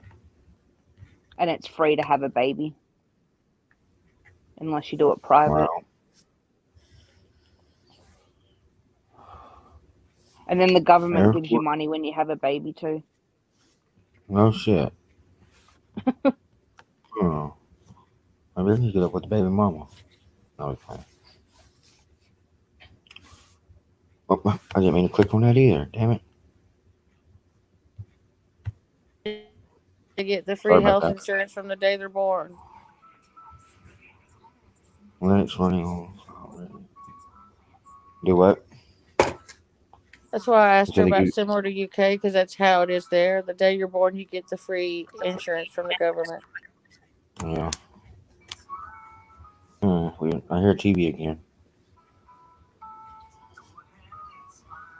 or a video of some sort. And Kayla, you have prime minister? Yeah. Or yeah. I Because thought you y'all had still got the queen, the king, and the queen. Yeah. Yeah. I thought y'all had a president. Actually, a president. My bad. No, it still was Queen Elizabeth until she passed. Now it'll be King Charles So King or Charles. I didn't know. I His didn't know. Royal Majesty. Hey, right, they are a part of Britain. Oh gosh. Oh no. Yeah, I learned when the Queen died that if you're under a Commonwealth, you have a Prime Minister. If you're not, you have a President. So that's why you guys have a President and we have a Prime Minister. What's the difference? No idea. Huh. That tells me a lot. I just thought they were the same thing. You guys just called them presidents, but no, apparently it actually means something. So if we become a republic and leave the Commonwealth, then we'll have a president. You think that ever happened? They've been talking about it. Oh yeah. And people have been saying that now that the monarchs change, they might push for it further to become a republic, but I don't know. I don't follow that stuff. It's too technical for me. So, like the president, we call him a commander in chief, and basically he has We the call right Biden to. a dictator. Yeah, that he can delegate all the armed forces. Yeah, see, our prime minister can do that too. Yeah, see, y'all's prime minister does that. So, We're talking politics. I'm talking way over my lead. Yeah, I know. I don't really know much about and politics. I don't care. I kind of wondered, what did the job of the royal family do? Be rich. Not much. Yeah. They go around and they do good things though. They all pick something. Like Charles was working on he had like a sheep farm, right?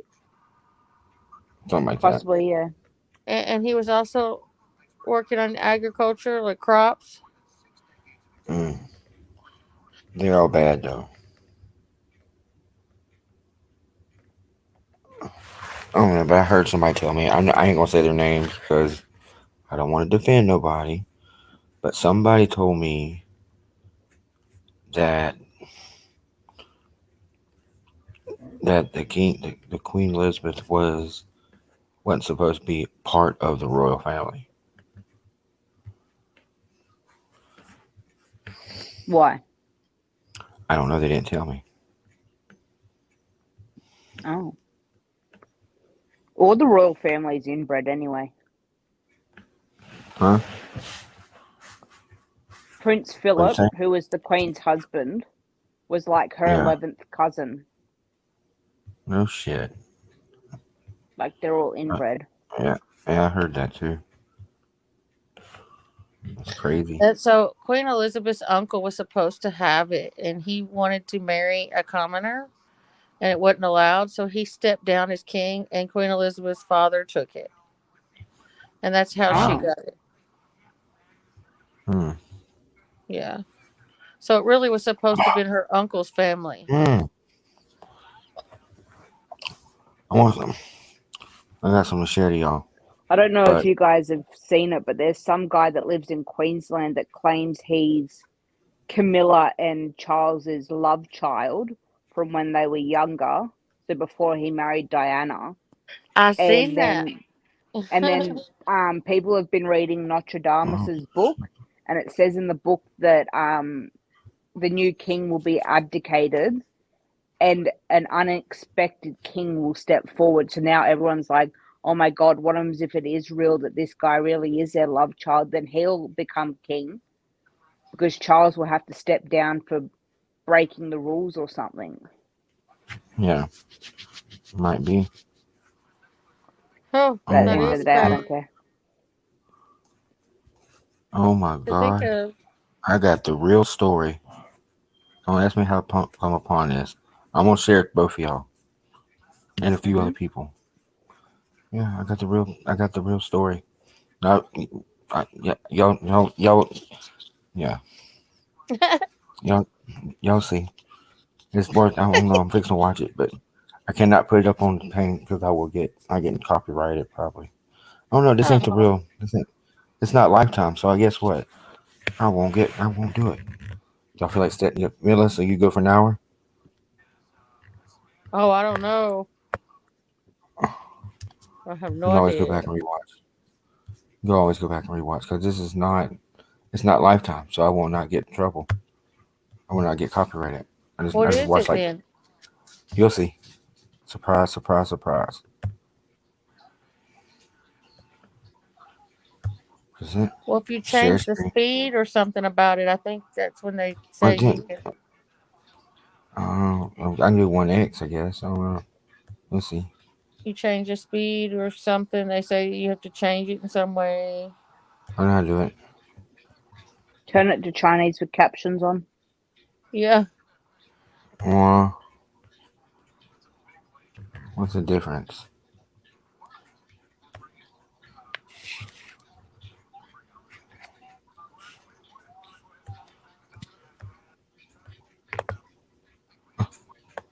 There you go. Quality. Okay. 20. Full screen. Let's play it. Why not? We won't get in trouble because it's not Lifetime. Oh yeah. Don't forget to unmute it. More genuine and down-to-earth girl than Gabby Petito. The epitome of the girl next door, Gabby Petito was a Pisces, an astrological sign that's known for being bad with boundaries and romantic. A little boy who Gabby babysat later described her as someone just living with rainbows. She did things to the beat of her own drum. She was beautiful, in other words, inside and out, which is another way of saying that she was kind to ugly people. This here is the real story of Gabby Petito. You'll hear from friends and family of both Gabby and Brian and see firsthand multiple law enforcement agencies that failed Gabby and fumbled this investigation from the very start. Oh, well. She's a beautiful, free spirit, just wanting to take a journey and have fun while she's young. She knew she wanted a van. They worked and saved up for it. They bought the van. They converted it. I love the van. And we supported her on that. Just wanted to have fun on a nice cross-country road trip. Camping, hiking, seeing the country. As a mom, I had concerns.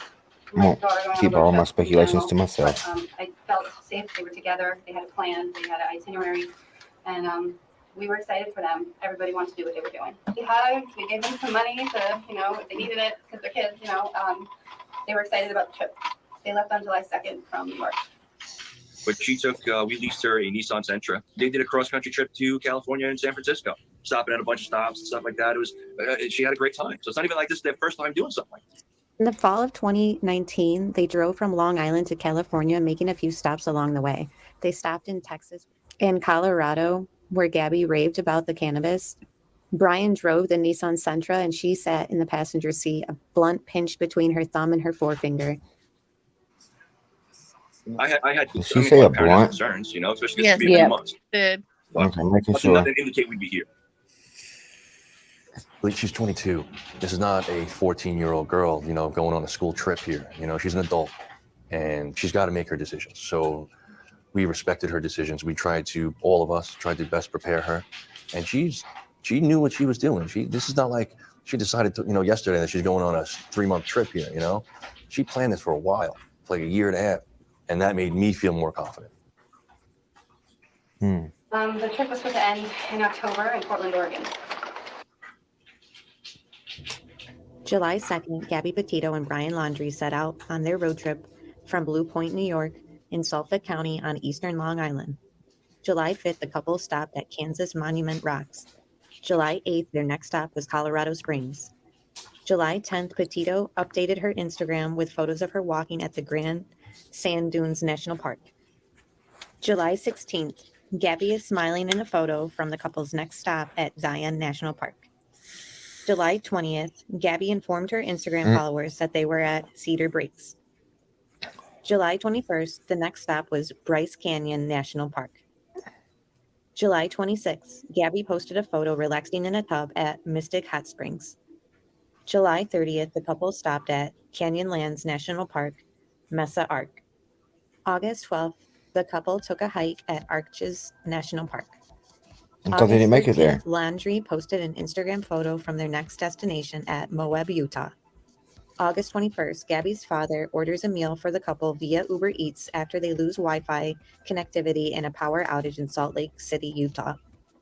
August 24th, the couple was seen checking out of a hotel in Salt Lake City.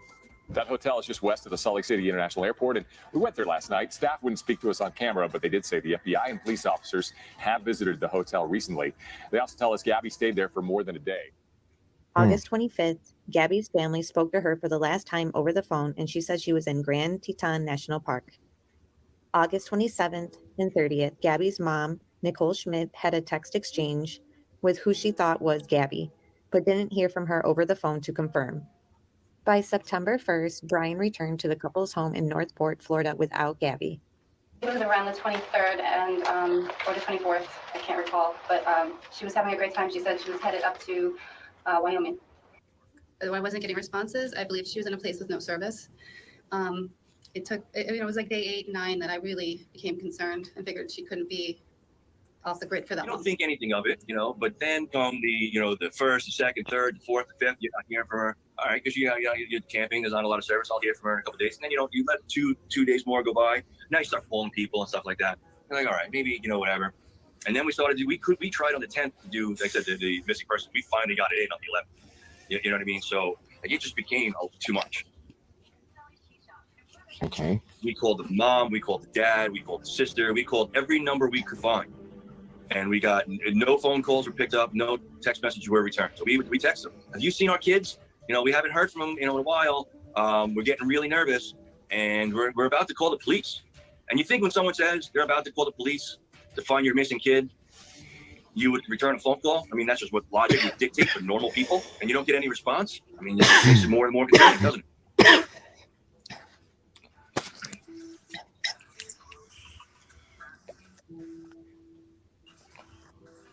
After not getting in touch with their daughter, Gabby Petito's parents reached out to Brian's parents, who in return gave them the silent treatment. Hard to understand.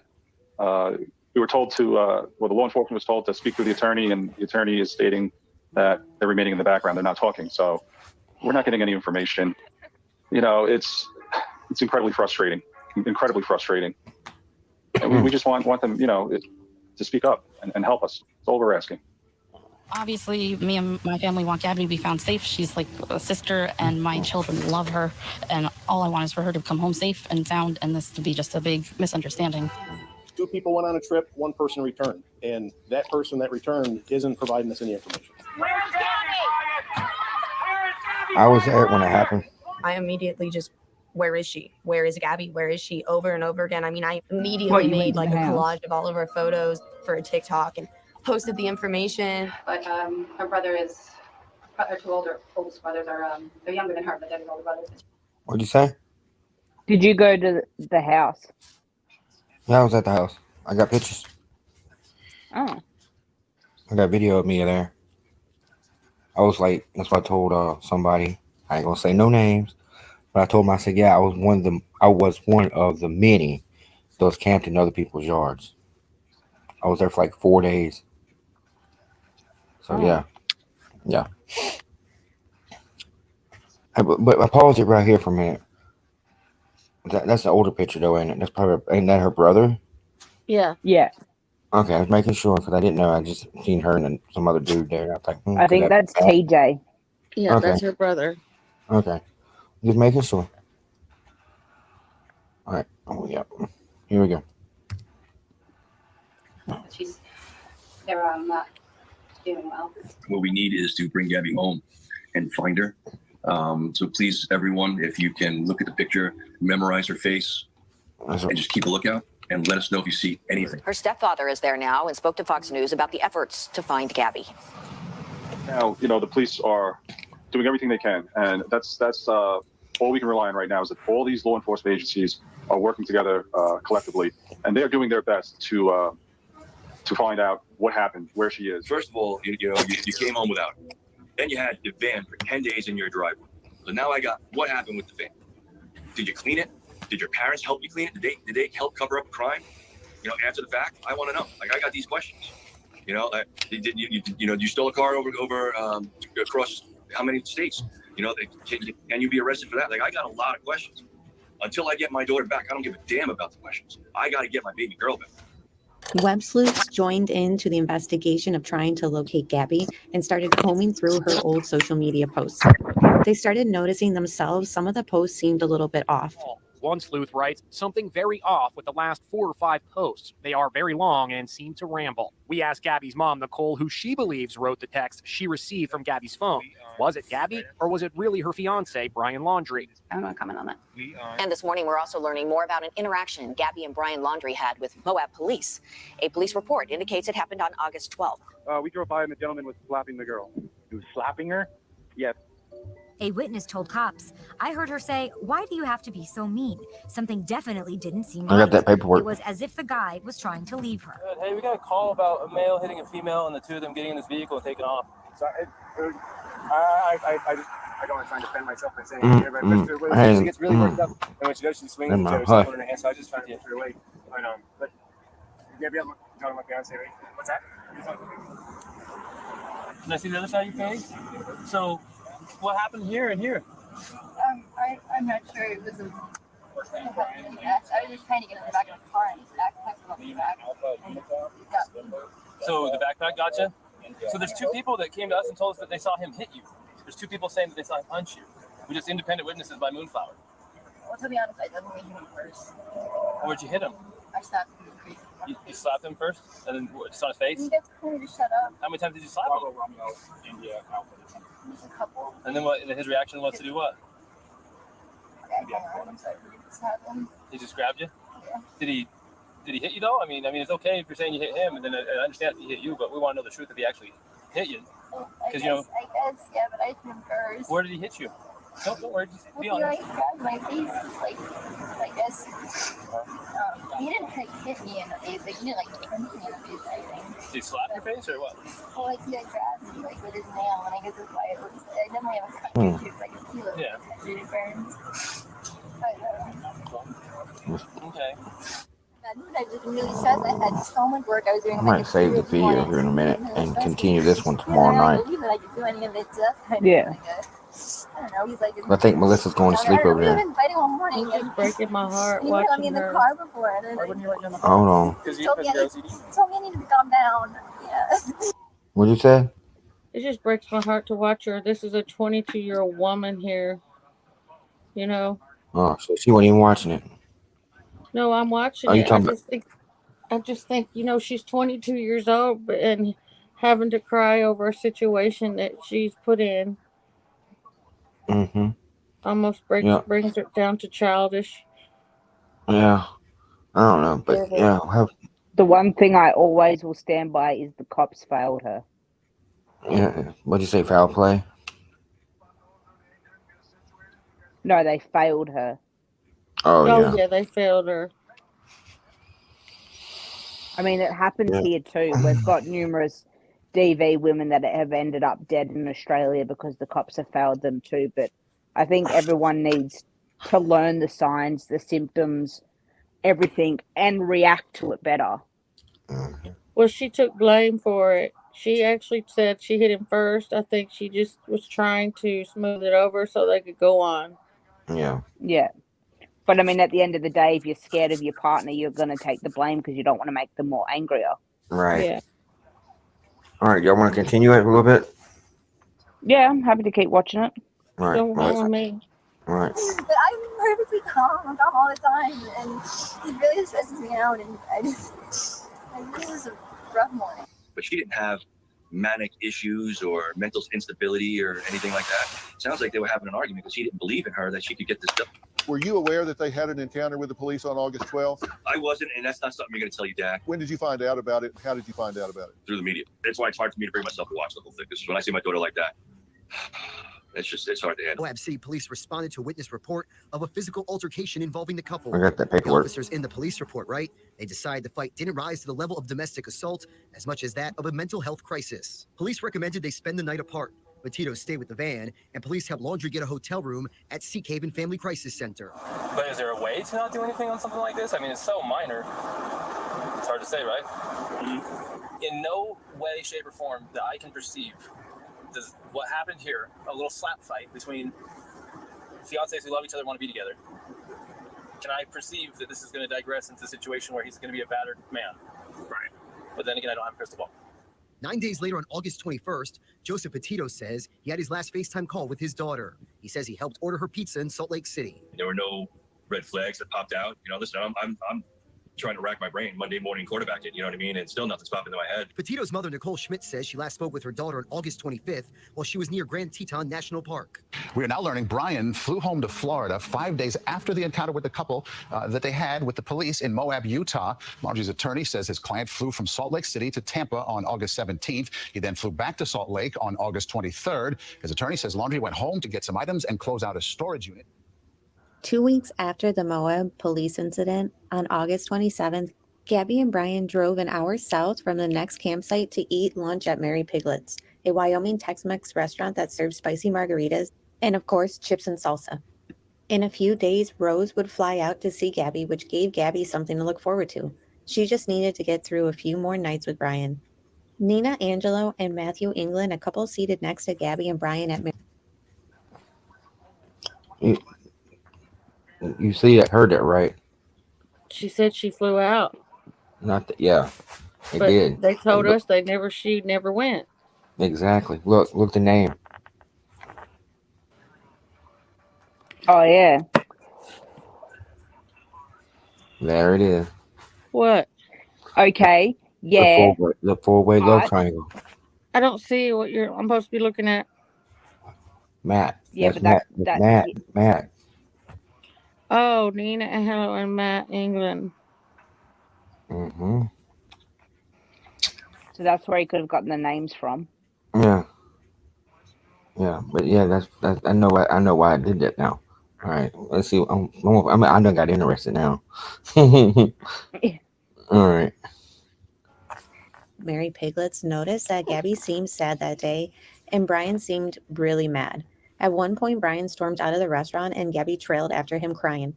Brian charged back inside, directing his aggression at all the staff, which happened to be all women. He and Gabby then left the restaurant without paying. Their servers followed them outside. Finally, they settled their bill on the sidewalk. Afterward, Brian walked in and out of the restaurant several more times, apparently seething. "This guy is freaking me out," Nina said to Matthew. Gabby followed Brian back into the restaurant and reluctantly asked for a refund. When the manager refused, Gabby apologized on Brian's behalf before turning to Brian and pleading, "Please, let's..." Nina is Sabrina. Mm-hmm. Yeah, okay. I was clearing that up. All right. "Just go." Finally, they did.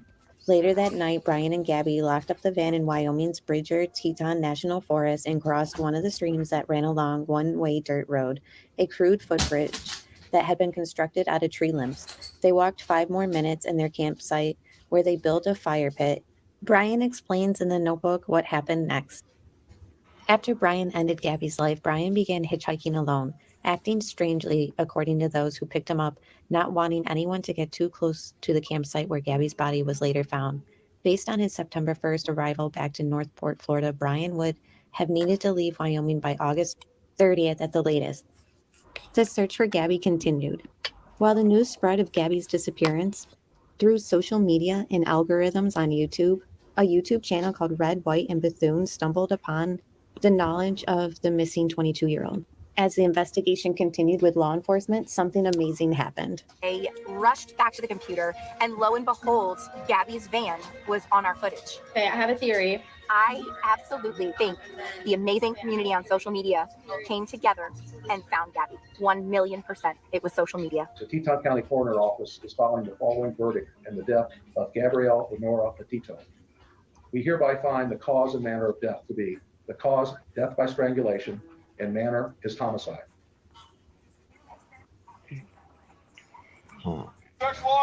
FBI agents descended on the Florida home of 23-year-old Brian Laundrie. They were inside for nearly 6 hours, questioning his parents and collecting evidence.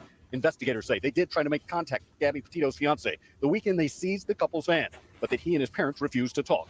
The following Tuesday, September 14th, Laundrie's parents say he left the house to hike the Carlton Reserve.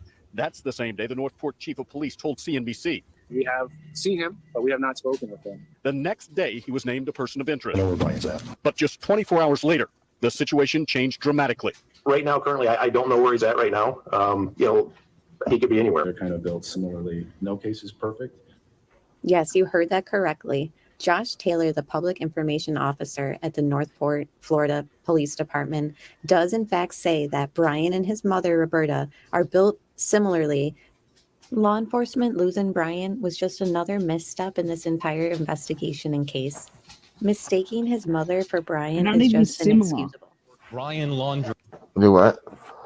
How could they mistake Roberta for fucking Brian? Brian's a no. skinny, lanky little thing. They don't look nothing Roberta's alike, do they? got fat on her and boobs. Like, Yeah, for real. And she Brian's got actually a has long, hair. pointy chin. Yeah, like you crazy. cannot mistake them. He has no hair. Yeah. Gives me about right there, I guess. His whereabouts unknown at this time. Massive search. More than 50 officers and FBI agents combing a 24,000-acre park near Sarasota, Florida, looking for Brian Laundrie, who hasn't been seen since the 14th, according to his parents, and is a person of interest in the death of Gabby Petito. Stephen Bertolino, the family lawyer, expressed that Brian's parents were worried about his well-being before he took off for his hike. And Roberta knew that their son Brian was grieving. They knew he was so upset, and they just couldn't control that he was leaving, and he left. He walked out the door, and Chris has said to me, I wish I could have stopped him, but I couldn't. Journalists, protesters, YouTubers, and even Dog the Bounty Hunter came to Northport to see firsthand why the family of Brian Laundrie was keeping so quiet. People demanded to know where Brian was and if the parents knew where he was. It's on my heart was when I saw the manipulation that their son did with those cops in Utah. He had those cops eating out of the palm of their hand. That's talent. You got to be psychotic in order to do that. You got to be psychotic. There was I think she's multiple psychotic. alleged eyewitness sightings of Brian. Experts were confused themselves on whether or not Brian was alive or dead. I think he's alive because I don't think someone with his personality and with everything they have done to date that they would do for somebody who is not alive. Let me give you some examples. First of all, as I mentioned, they have retained an attorney to get them through this process. Number two, I don't see the Laundries out frantically looking for their son. Obviously, they know the Bureau is looking. They are doing nothing, and their whole demeanor is not the demeanor of frantic parents concerned that their son is dead somewhere. Can you tell us why you're here, sir? Really? Now, come on. Okay. Aloha, guys. Thank you. Do you have any tips? I'm trying to get them. 833 Tell Dog. Many people wondered why on the day that Brian Laundrie's parents go to the reserve to search, they stumble immediately upon his belongings in the notebook. The words in the notebook themselves gives us little closure. There's just really no explanation for why Brian did what he did. A lot of people speculate that he came up with this story and it's obviously not the truth. Many refuse to let Brian's words be the narrative and the end to this story. Investigators found what appears to be human remains, along with personal items, such as a backpack and notebook belonging to Brian Laundrie. A senior law enforcement official telling NBC News that what appears to be partial human remains have been found at the Carlton Reserve in an area that was previously underwater. The remains were found near a backpack. And we combed that area, Dr. Oz, with dogs, volunteers. We had 3 different dogs. I mean, we searched that out of 13 islands. We searched 13. And we were cordoned off from the area where they found him. They wouldn't let anybody in. And ironically, the day before, they opened it up, the day before, they found what seems to be Brian's body. They told us that they searched this area thoroughly, right? With cadaver dogs and everything else. They would have been able to, I'm telling you, the smell of Brian's body, we went out there, literally the minute that they opened, we were there within 10 minutes of them opening that park to the public. It took us 2.5 hours to actually find the location of where the tent was.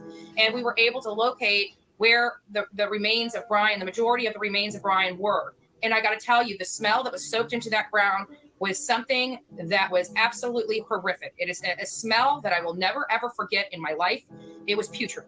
That's the only way I can describe the smell that was soaked into this ground. I guarantee if we went out there right now and dug up the dirt, we would have Brian Laundrie's DNA. Like his whole body, you got to think, he decomposed there. His whole body's, not trying to be graphic, but. After a month of searching, they did find Brian, who allegedly was under the water at the time of the search. Once again, another misstep by law enforcement in this case. Gabby, I wish I was right at your side. I wish I could be talking to you right now. I'd be going through every memory we made, getting even more excited for the future. But we lost our future. I can't live without you. I lost every day we could have spent together, every holiday. I'll never get to play with again. Never go hiking with TJ. I loved you more than anything. I can't bear to look at our photos, to recall great times because it is why I cannot go on. When I close my eyes, I will think of laughing on the roof of the van, falling asleep to the side of, at the Crystal Geyser. I will always love you. If you were reading Gab's journal, looking at photos from our life together, flipping through old cards, you wouldn't want to live a day without her. Knowing that every day you'll wake up without her, you wouldn't want to wake up. I'm sorry to everyone this will affect. Gabby was the love of my life, but I know, adored by many. I'm so very sorry to her family because I love them and I consider her younger siblings my best friends. I am so sorry to my family. This is a shock to them as well. A terrible grief. They loved as much, if not more than me, a new daughter to my mother, an aunt to my nephews. Please do not make this harder for them. This occurred as an unexpected tragedy. Rushing back to our car, trying to cross the streams before it got too dark to see, too cold, I hear a splash and a scream. I could barely see. I couldn't find her for a moment. Shouted her name. I found her breathing heavily, gasping. She was freezing cold. The blazing hot national parks in Utah. The temperature had dropped to freezing and she was soaking wet. I carried her as far as I could, from the stream towards the car, stumbling, exhausted in shock, and I knew I couldn't safely carry her. I started a fire and spooned her as close to the heat. She was so thin, had already been freezing too long. I couldn't at the time realize that I should have started a fire.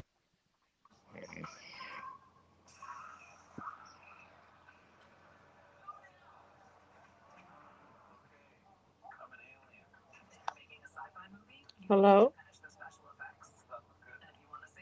Fire first, but I wanted her out of the cold back to the car.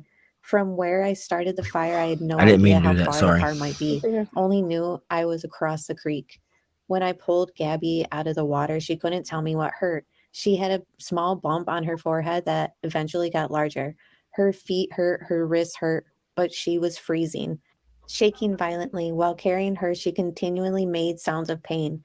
Laying next to her, she said little, gasping between violent shakes, grasping in pain, begging for an end to her pain. She would fall asleep and I would shake her awake, fearing she shouldn't close her eyes if she had a concussion. She would wake in pain, start her whole painful cycle again. Furious that I was the one waking her, she wouldn't let me try to cross the creek. Thought like me that the fire would go out in her sleep and she'd freeze. I don't know the extent of Gabby's injuries, only that she was in extreme pain. I ended her life. I thought it was merciful, that it is what she wanted, but I see now all the mistakes I made. I panicked. I was in shock. But in the moment I decided, took away her pain, and I knew I couldn't go on without her. I rushed home to spend any time I had left with my family. I wanted to drive north and let James or TK kill me, but I wouldn't want them to spend time in jail over my mistake, even though I'm sure they would have liked to. I am ending it this way, not because of fear of punishment, but rather because I can't stand to live another day without her. I've lost our whole future together. Every moment we could have shared. I'm sorry for everyone's loss. Please do not make life harder for my family. They lost a son and a daughter, the most wonderful girl in the world. Gabby, I'm sorry. I have done this to myself by this creek in hopes the animals may tear me apart, that it may make some of her family happy. Please pick all of my things. Gabby hated people who litter. To this day, Gabby's family continues to seek justice and answers while they take Brian's family to court under various lawsuits. The public still has many questions, and we all want to know, when did Brian's parents learn of Gabby's passing, and why did they try to give them hope that they would find her? Said something else. They said that the U.S. Attorney's Office has requested that they stay quiet and don't talk about this investigation because, in their words, there is a decision that still needs to be made about whether any additional people will be charged. That's very interesting because there are still a lot of questions swirling about whether Brian Laundrie's parents, Chris and Roberta. More than what now? More people will be charged. Yeah. I don't know if that's Matt and Tina or whatever her name was. No, more meaning like Hold on. Brian's parents would be Pull the charged microphone for out. harboring a fugitive What'd you or say? keeping him hidden. No, they're talking about that Brian's parents might be charged because they kept quiet. Yeah, I kind of stepped away for a second to come in at the wrong moment. Okay. All right. We're almost halfway through. It's going pretty quick though. Melissa, you still awake? Yep, I'm here. All right. Sounds like you about half asleep though. Could possibly face charges. So according to the Petito statement, they still believe that's a possibility.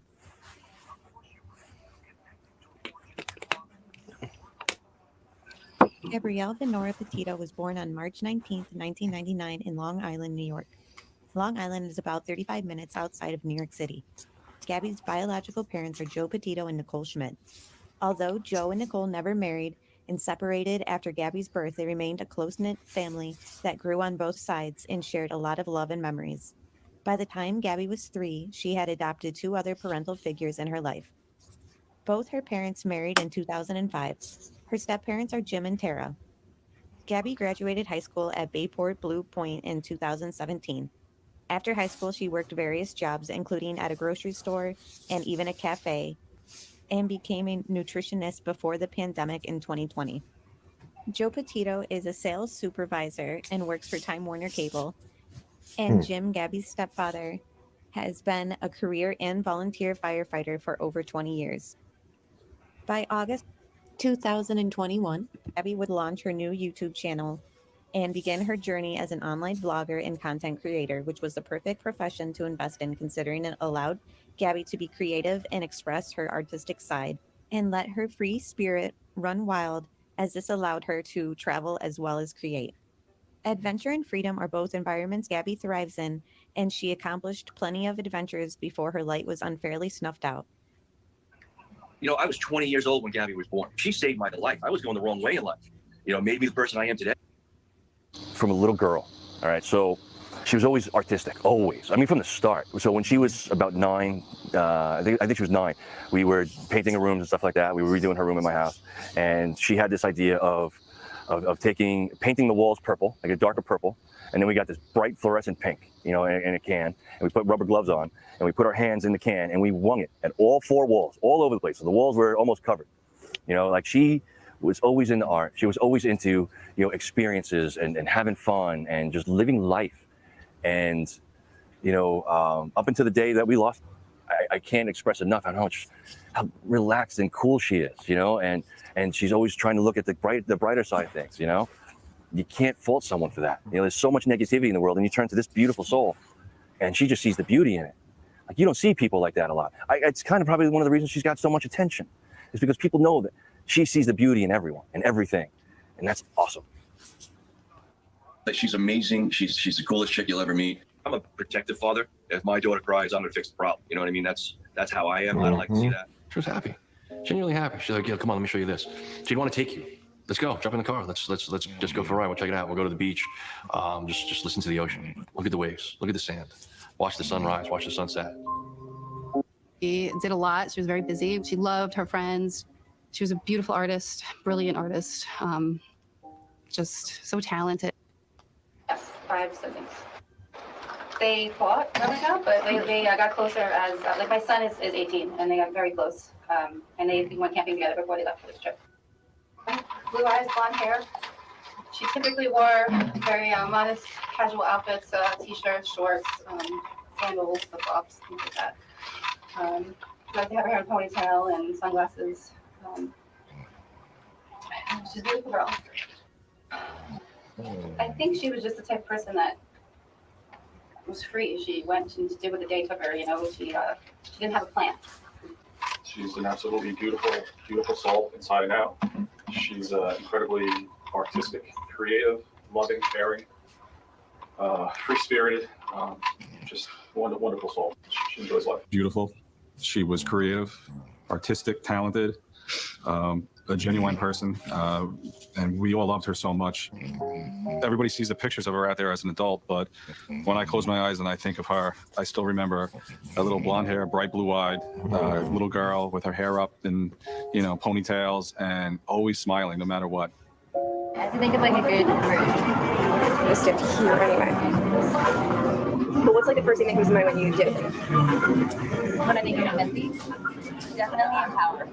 Like, I don't know, she's just so thoughtful. She's very quick on her feet and That's literally perfect. I just got it. Wonderful. You didn't even know. Okay. What is something that you're excited for this summer? I love all the events that we do down here in the summer, like Live After 5. I'm excited for all the. It doesn't matter. You're gonna talk about so. Okay. That's perfect. Now I'm gonna move in front of you, and now you're going to the camera. Okay. And you're just gonna say "Happy Birthday" home. Okay. Just wait a second. I gotta center it. Okay. Ready? Second. Happy birthday, Noel. Perfect. Okay.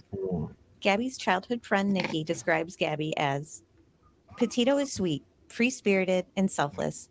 There's always been a warmth about her. When people meet her, they instantly love her.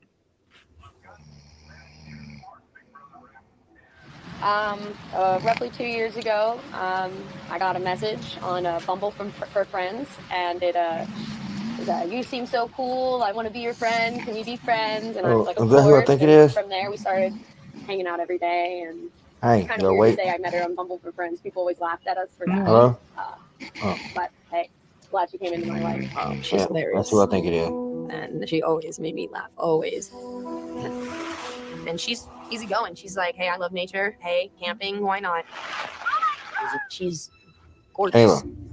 Yeah. I've always described her as this light, Okay, make sure you're still there. She'll do everything I'm still here. to bring the light out in you. What about Melissa? You still If she here? can't, she'll give you some of hers. She's asleep. I got this up for you, for me, for you. Melissa. Oh, shit. All right. Melissa, I hate to do this to you, but you're snoring. Brian was always respectful. I can't say he wasn't. Yeah, so about 2.5 years. They've known each other since high school. I've met him a bunch of times. I've never liked any of Gabby's boyfriends. Let's be real. I've never actually called one of her boyfriends by their real name, ever. I've always made up names for them. To be honest with you, use the female version of the boyfriend's names, just to intimidate them a little bit. As the years progressed, I think she prepared them from when they met me. There's no red flags that stuck out. Nothing that popped in my head that listen, this boy is is not a good boy. But listen, at the end of the day, if my daughter's going to be happy and she loves you and you love her, which is what I saw, I'm okay. That's all I care about. And that's it. My daughter's happiness. It happened pretty quickly. He was very polite and quiet.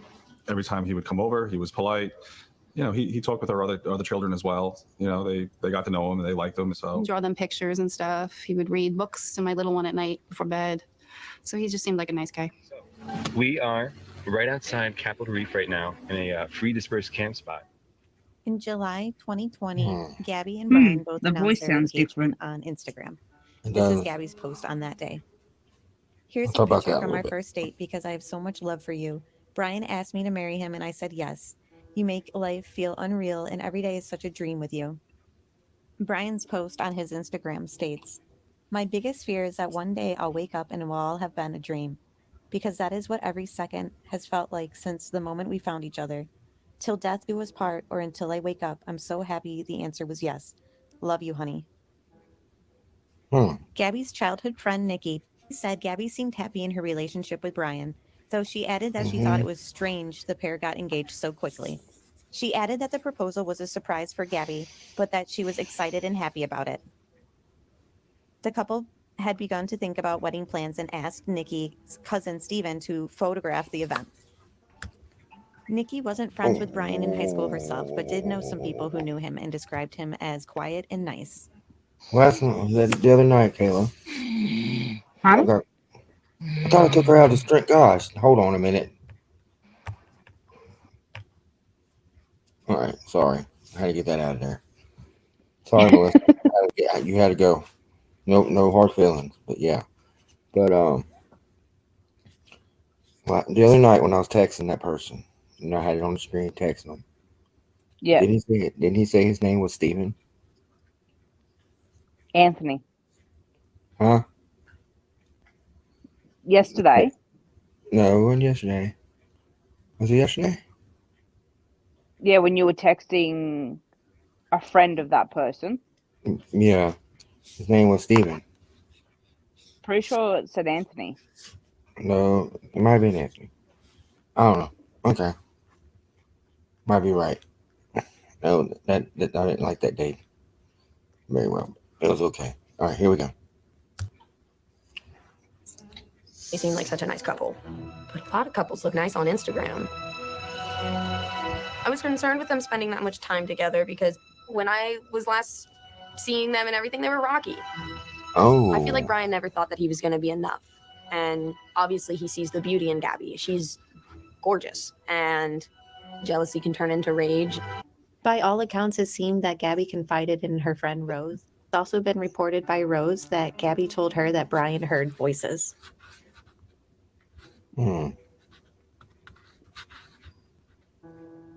Supposed to go line dancing. It was ladies' night, and her drive is about 30 minutes to me.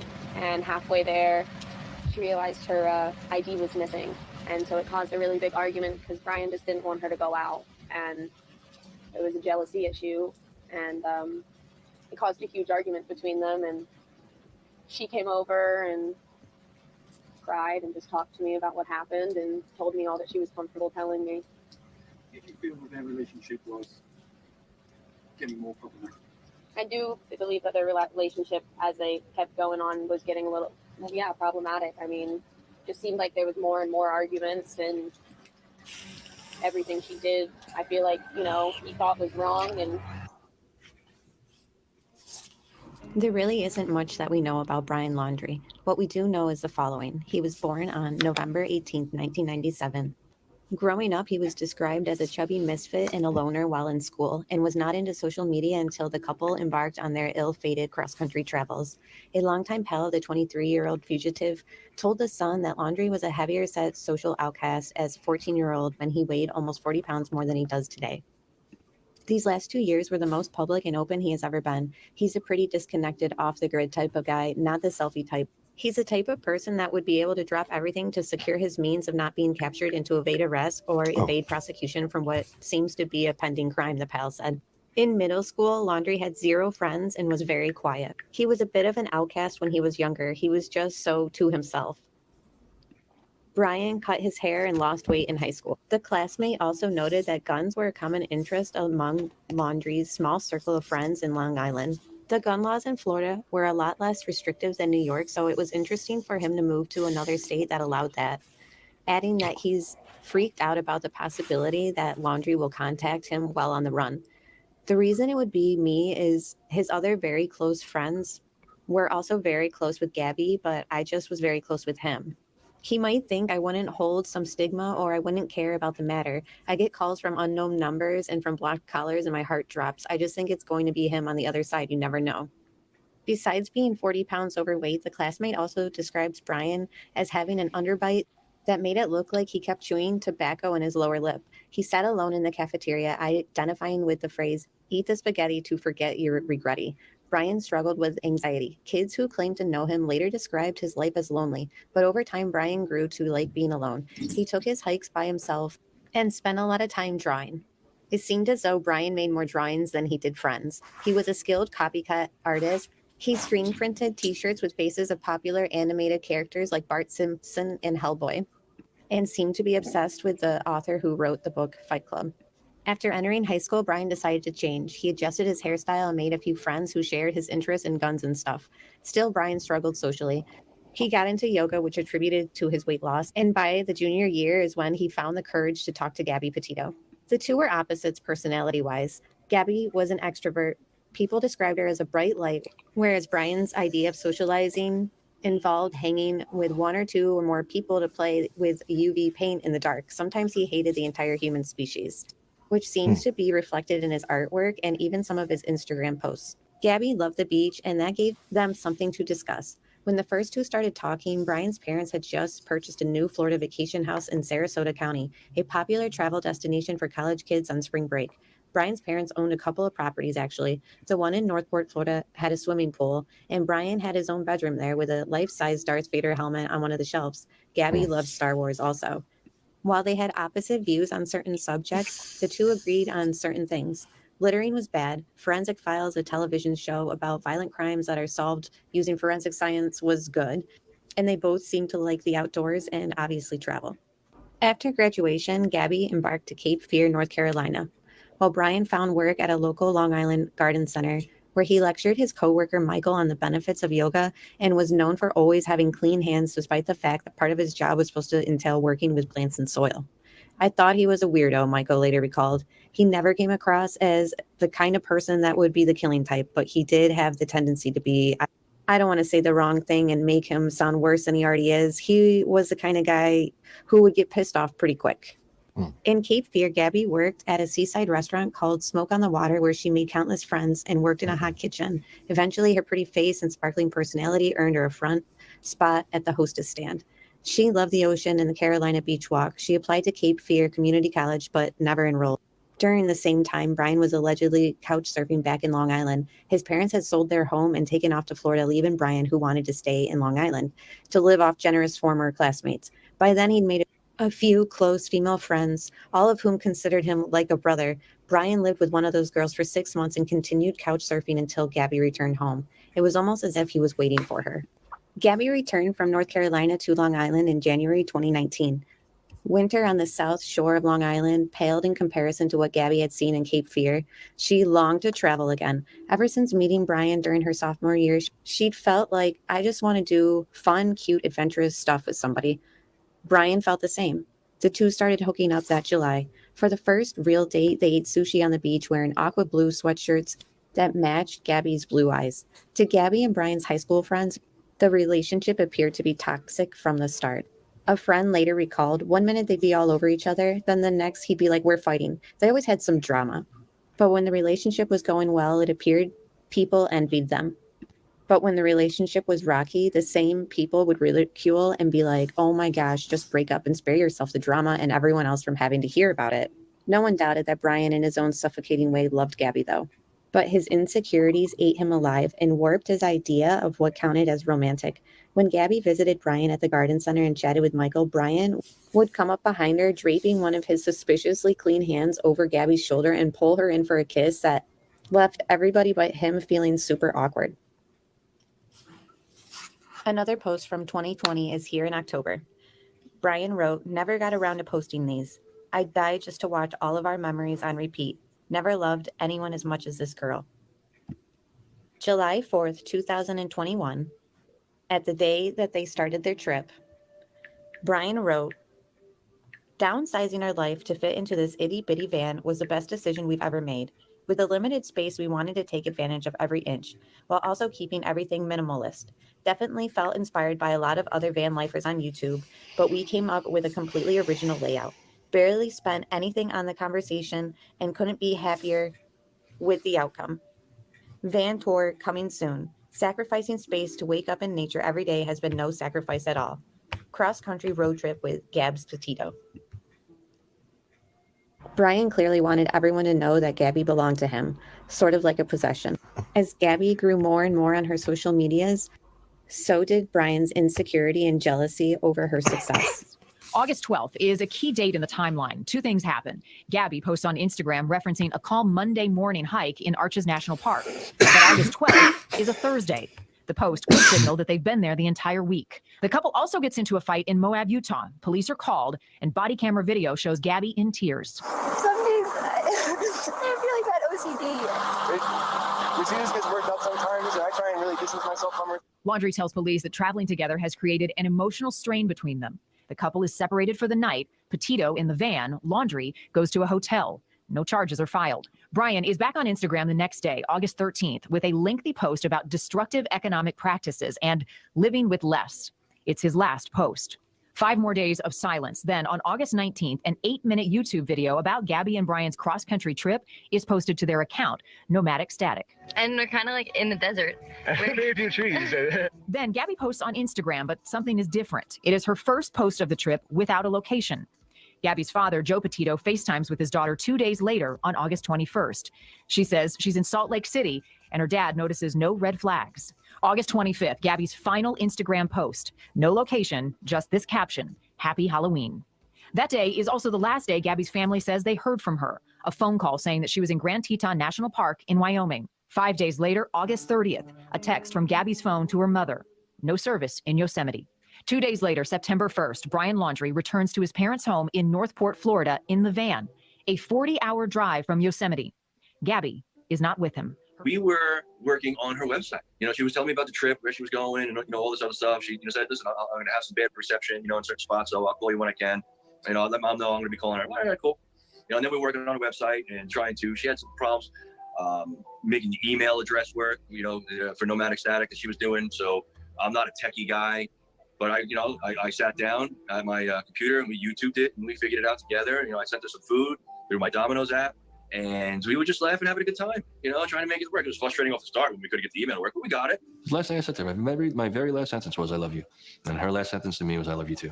It was just something, you know, deep down that I knew she was there, you know, and just going off the information that we had, we felt that somebody had to be there. And I said right away that I would go. And we felt we needed to put our family out there so we could show that we're here trying to do what we can. Do the scenarios in your head because we don't have the answers. You know, as I play the last moments of what I perceive what they would be, makes it even worse. When they were out and they started their grid search of the area that she was eventually found in, they had to call the search off at the end of the day because of the weather. And there was a rainbow across the sky that stopped. And it stopped right over the area where they eventually found her the next day. The dispersed campgrounds are basically just open land where anybody can go and camp. And where their van was basically alongside like a creek bed. And now it's just a little bit, you know, a few tributary streams running through, but obviously in the springtime with the snow melt, it's much, much larger.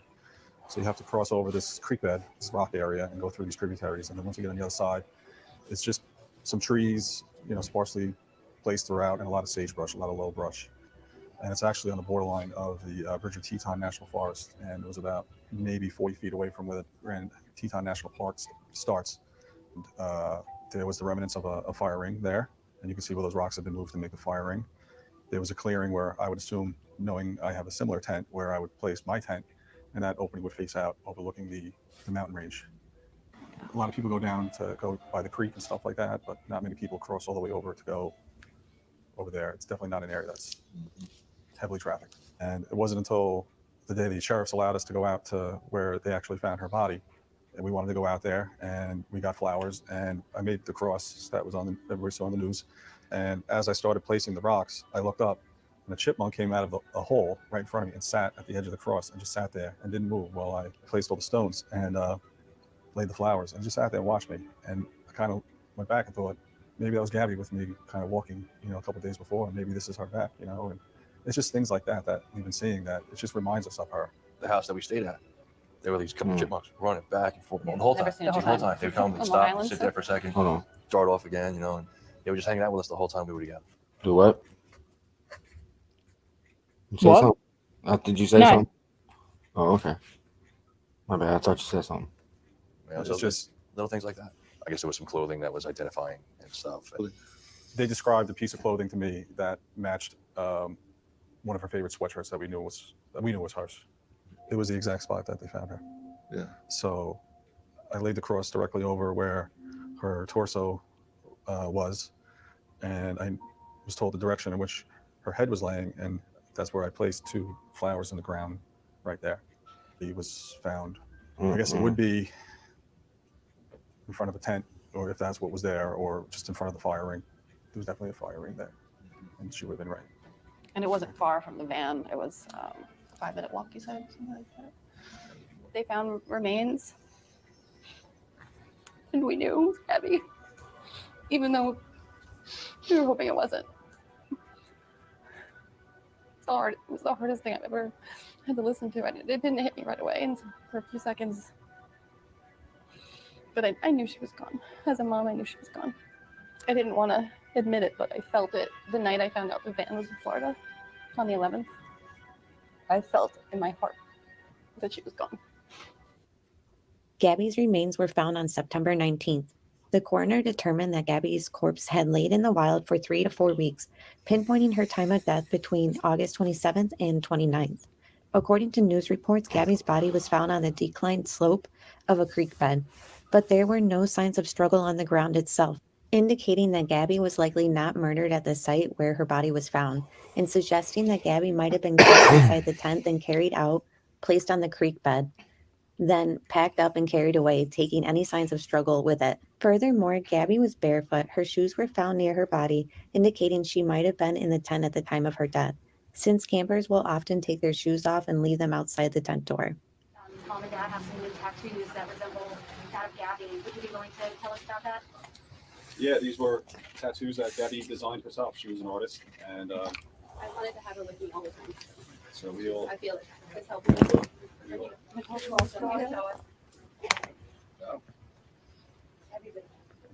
It's all right with you. Let it be. Let it be. Yeah, sure. Gabby drew this one. Yeah. So here's the end all, right? We need positive stuff to come from a tragedy that happened. It's kind of like her slogan, you know, she's a big Beatles fan, and you know, she try not to harp on things, you know, like, all right.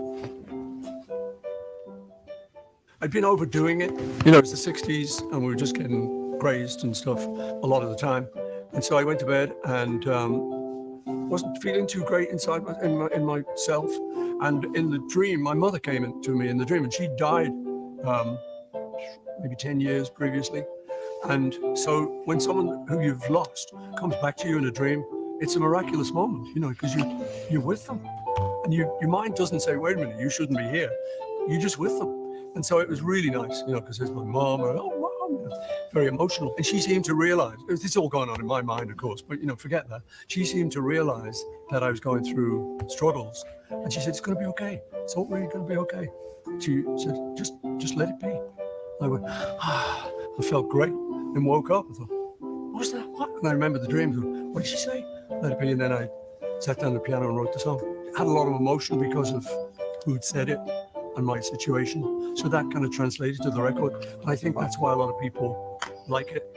They feel somehow that kind of magic comes through. That's exactly where she had it on her. Is that right? Yeah, that's where she had all of them are her tattoos. You know, she kind of designed like the little wave and the triangle with the flowers. Yeah, that one right here. Yeah, she had this one on her, and she designed this one. She was an amazing artist. She drew it. She drew it. Yeah, she drew it. She wanted something. She wanted to start getting arm tattoos, so she sat and she just doodled until she found something she liked. I said, "That's the one. That's pretty," and she got it. She actually, before she left on her trip, bought a tattoo machine. I bought her a tattoo machine. We bought it for her, and I wasn't too quick to let her try on me, but our son was like, "Yeah, go for it," and he actually got a tattoo. He's 18. You know, so it was his like graduation present from his sister, and he likes to camp and hike and stuff, and so she put a little tattoo on his leg with mountains and a tent, and it's something for him to always have. Basically, like her last piece of artwork, and he has it on his body. Yeah. Wow. Literally on his body, yeah. Yeah. And he'll never touch that. I mean, I got the one on the hand because apparently I talk a lot with my hand, you know, and just I see it and just keep thinking of her, you know. So this is the one that she had right where she had it. Like other cases similar to the Gabby Petito case, we may never understand why or how these tragic situations take place. But what we can do is raise awareness to red flags in hopes to prevent future tragedies. Growing up, I mean, Joyce had those blue eyes, right? Those ridiculous blue eyes. You couldn't keep her in trouble. Like, you would ground her, and she'd start crying. She always wanted to go out and do stuff, whether it was scuba diving or hiking the Appalachian Trail, surfing sand dunes in Colorado. Gabby is the most amazing person I've ever met. So if you're going to leave here today, scuba diving, I'm asking that you guys be inspired by the way she treated sand dunes. All love knows no bounds. She didn't care. She genuinely loved people. It didn't matter. So when you leave here today, be inspired by what she brought to you. Because the entire planet knows this woman's name.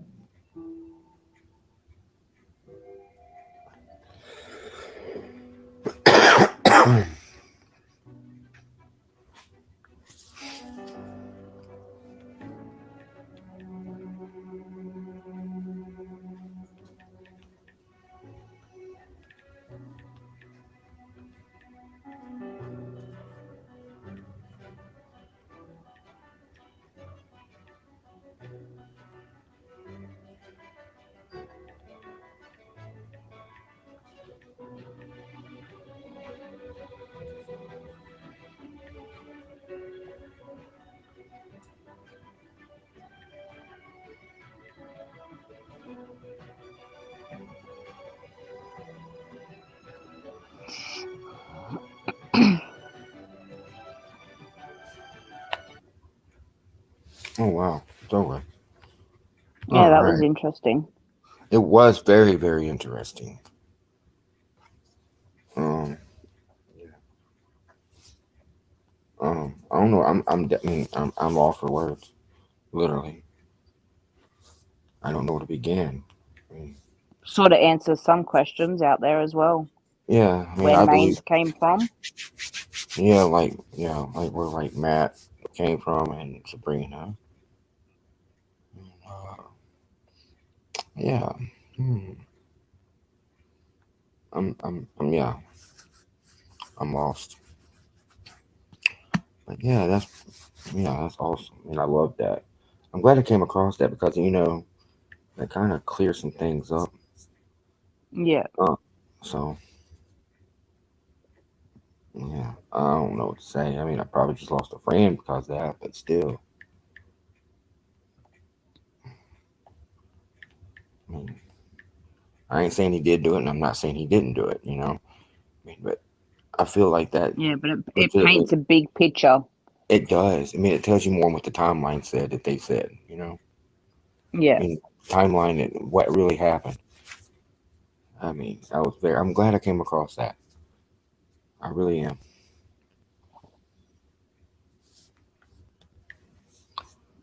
And whoever is watching, y'all be sure to give this a thumbs up. I mean, even if you disagree, thumbs up it because I'm gonna give them whoever made that video.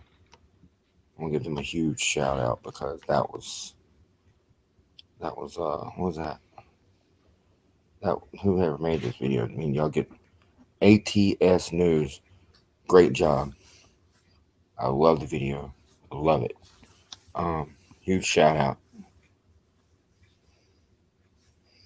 Um, I don't know what to say. Other than we found out who Matt was, and Sabrina's name was altered a little bit though. Yeah.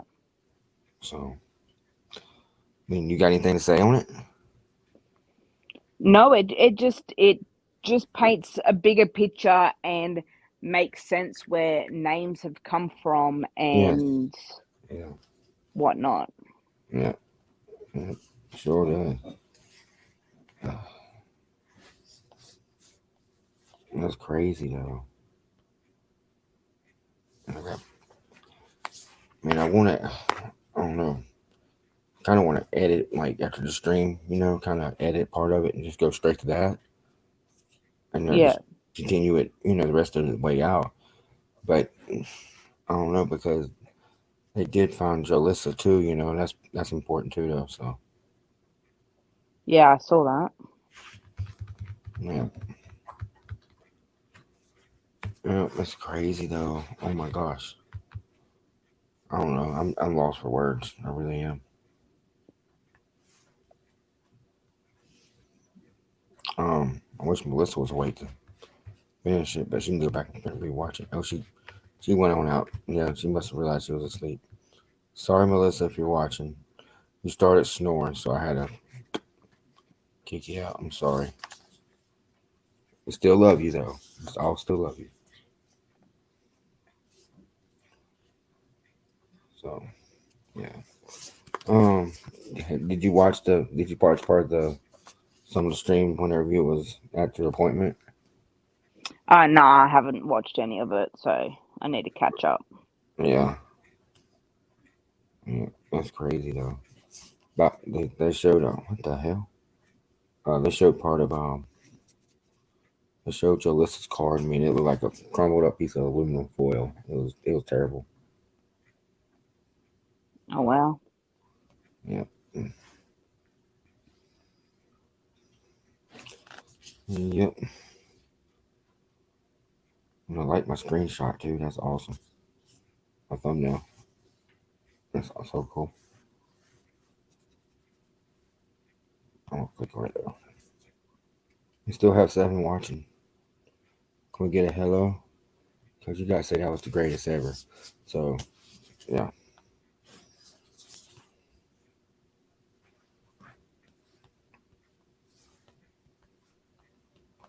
Yeah, I mean, I don't know. I feel like I need to end it here. I mean, there's nothing else more to say because that pretty much summed up what I wanted to say anyway, kind of.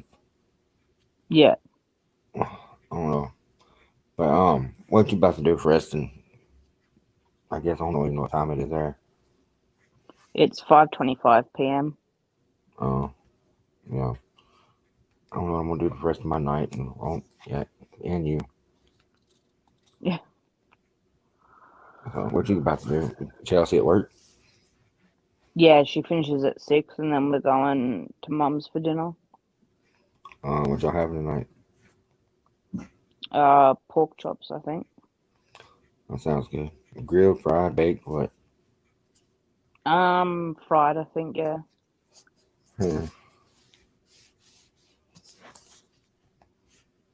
Yeah, I like them fried. Oh, hey. We had somebody watching. Hey. Hey. Yeah. She does not have my iPad tonight. I don't know how she got on. But she does not have my iPad.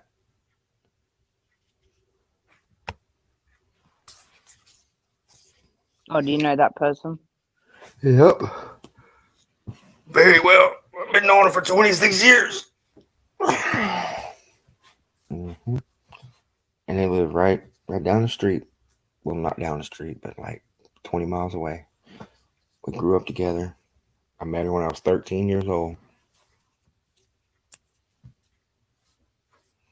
That's my BFF. FF. Nice. I'm trying to paint you a picture. Yeah, I think I get it, yeah. Okay. BM.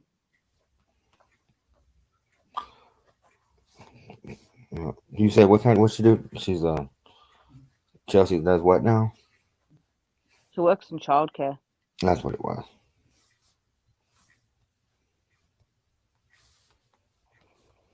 Fun times. Yeah.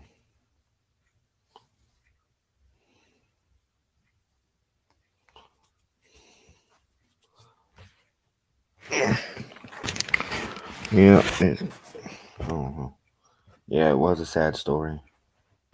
I mean, but I kind of feel like, in a way, in like one of my comments on, I forgot which video it was, because I got so many there for a while. I felt like, I kind of felt like both of them, I mean, I still feel like both of them are still alive. And one of the comments was, on one of my videos I did of them, was, yeah, I feel like her death was staged or something. That's what somebody said. Yeah. But yeah, it's getting late. It's what, almost 1:30 here in the morning. It is late. Yeah, but it's Monday there though. Well, it is here too. No, Wednesday. It's Wednesday there too, ain't it? Yeah, Wednesday evening, I guess, yeah. Yeah.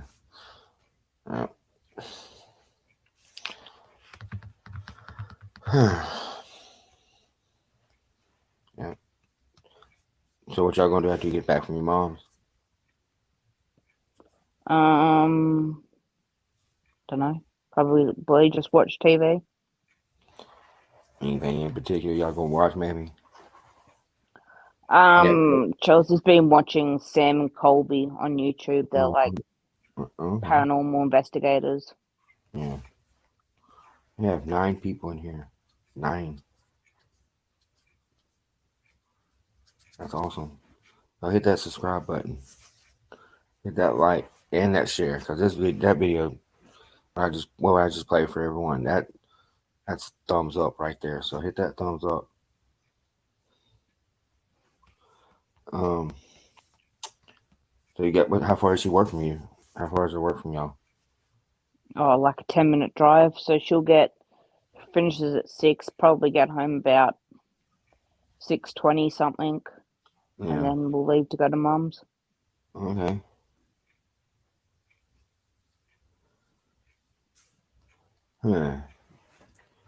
We'll wait and see if anybody commented. But don't look like there was. I think that's very strange. Can someone at least say hey? Give us a thumbs up or something. which I might know who people are. Actually, I ain't saying no words. But yeah, I think I might know. I mean, yeah, I am being IG'd, I guess. Yeah. Yeah, so that could be the IGs. But I have nothing to worry about because I am in the clear. My channel hasn't went down yet, as of yet. So Hopefully it stays that way. Gotta behave. I was behaving tonight. Good. Huh? I said good. Yeah.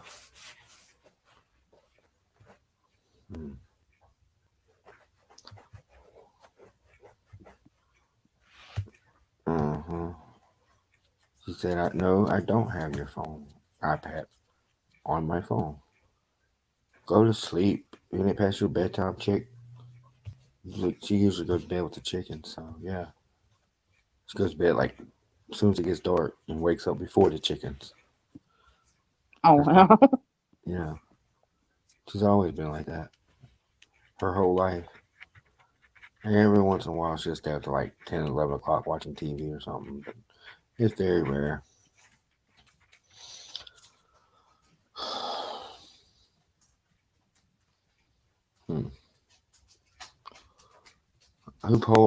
Somebody's polled on, who polled, did you hit on a poll? No. Put up. Somebody said, it says, is this the truth? I had one vote, and somebody said 100% yes. And there's still 8 people in here. Can y'all The 8 truth say on what? Huh? What was the poll for? Let's see. The poll was for is this the truth about Brian and Gabby? Oh. Yeah. Yeah. What was I about to do?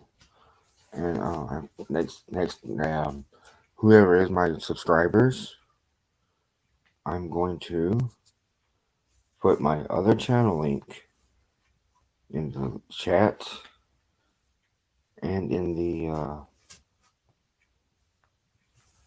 the description. So y'all be sure to go subscribe to that channel because all the true crime stuff I'm thinking about doing, starting up here and starting to, get it for it. Damn, we got 10 people. Hello everyone. All my true crime stuff, just take it to that channel and let it be Yeah. yeah. Well, where can I find my other channel at? That's the weird thing. There it is. All right.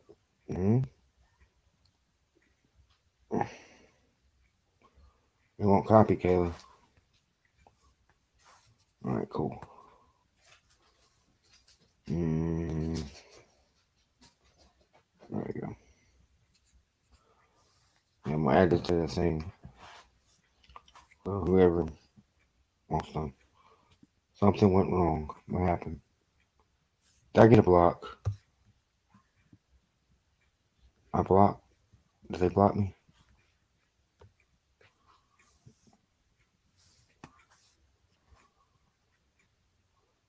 That's weird. My YouTube studio shut down. That's weird, Kayla. Just give me a second. I'm just muting the mic for a minute. You good?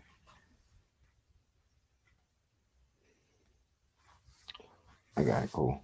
Maybe I thought I did anyway.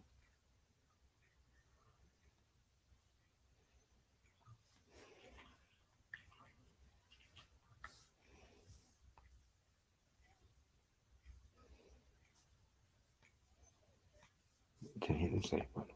Oh, shit. Damn, I thought I hit the save button for real. Oops.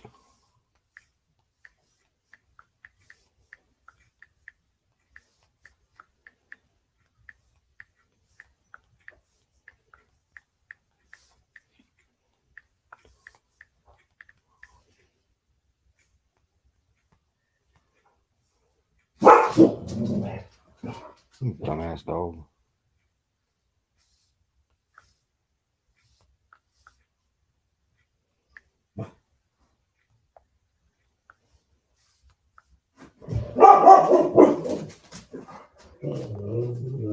Sorry about the dogs barking. That's kind of strange, weird.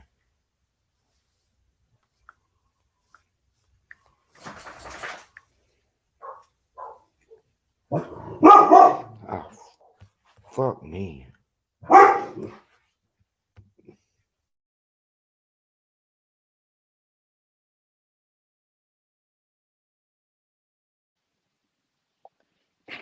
right, I'm back.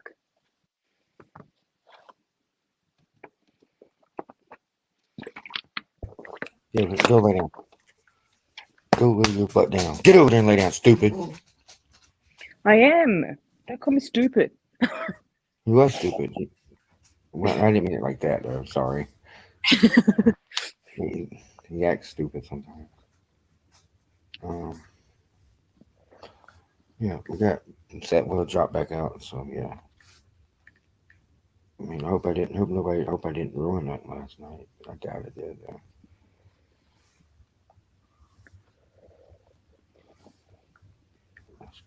I'm doing a couple of hashtags. I think I'm gonna end it, Kayla. I'm tired. Yeah, no, that's all good. Yeah. I mean, I was gonna see if anybody else popped up. Like, Alice was supposed to come on stream with me, but yeah, she probably got busy though. But yeah, it's all good.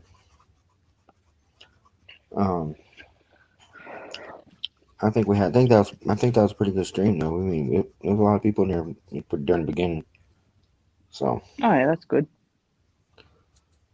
Especially when I started doing that, streaming that. So yeah, and I hope I don't have no hate. Well, we got 6 likes and 1 dislike. I already know who the dislike was. So yeah, I'll tell you that one later because I'm not saying no names. Yeah, no. Feel free to call me quickly after the stream or text me or whatnot.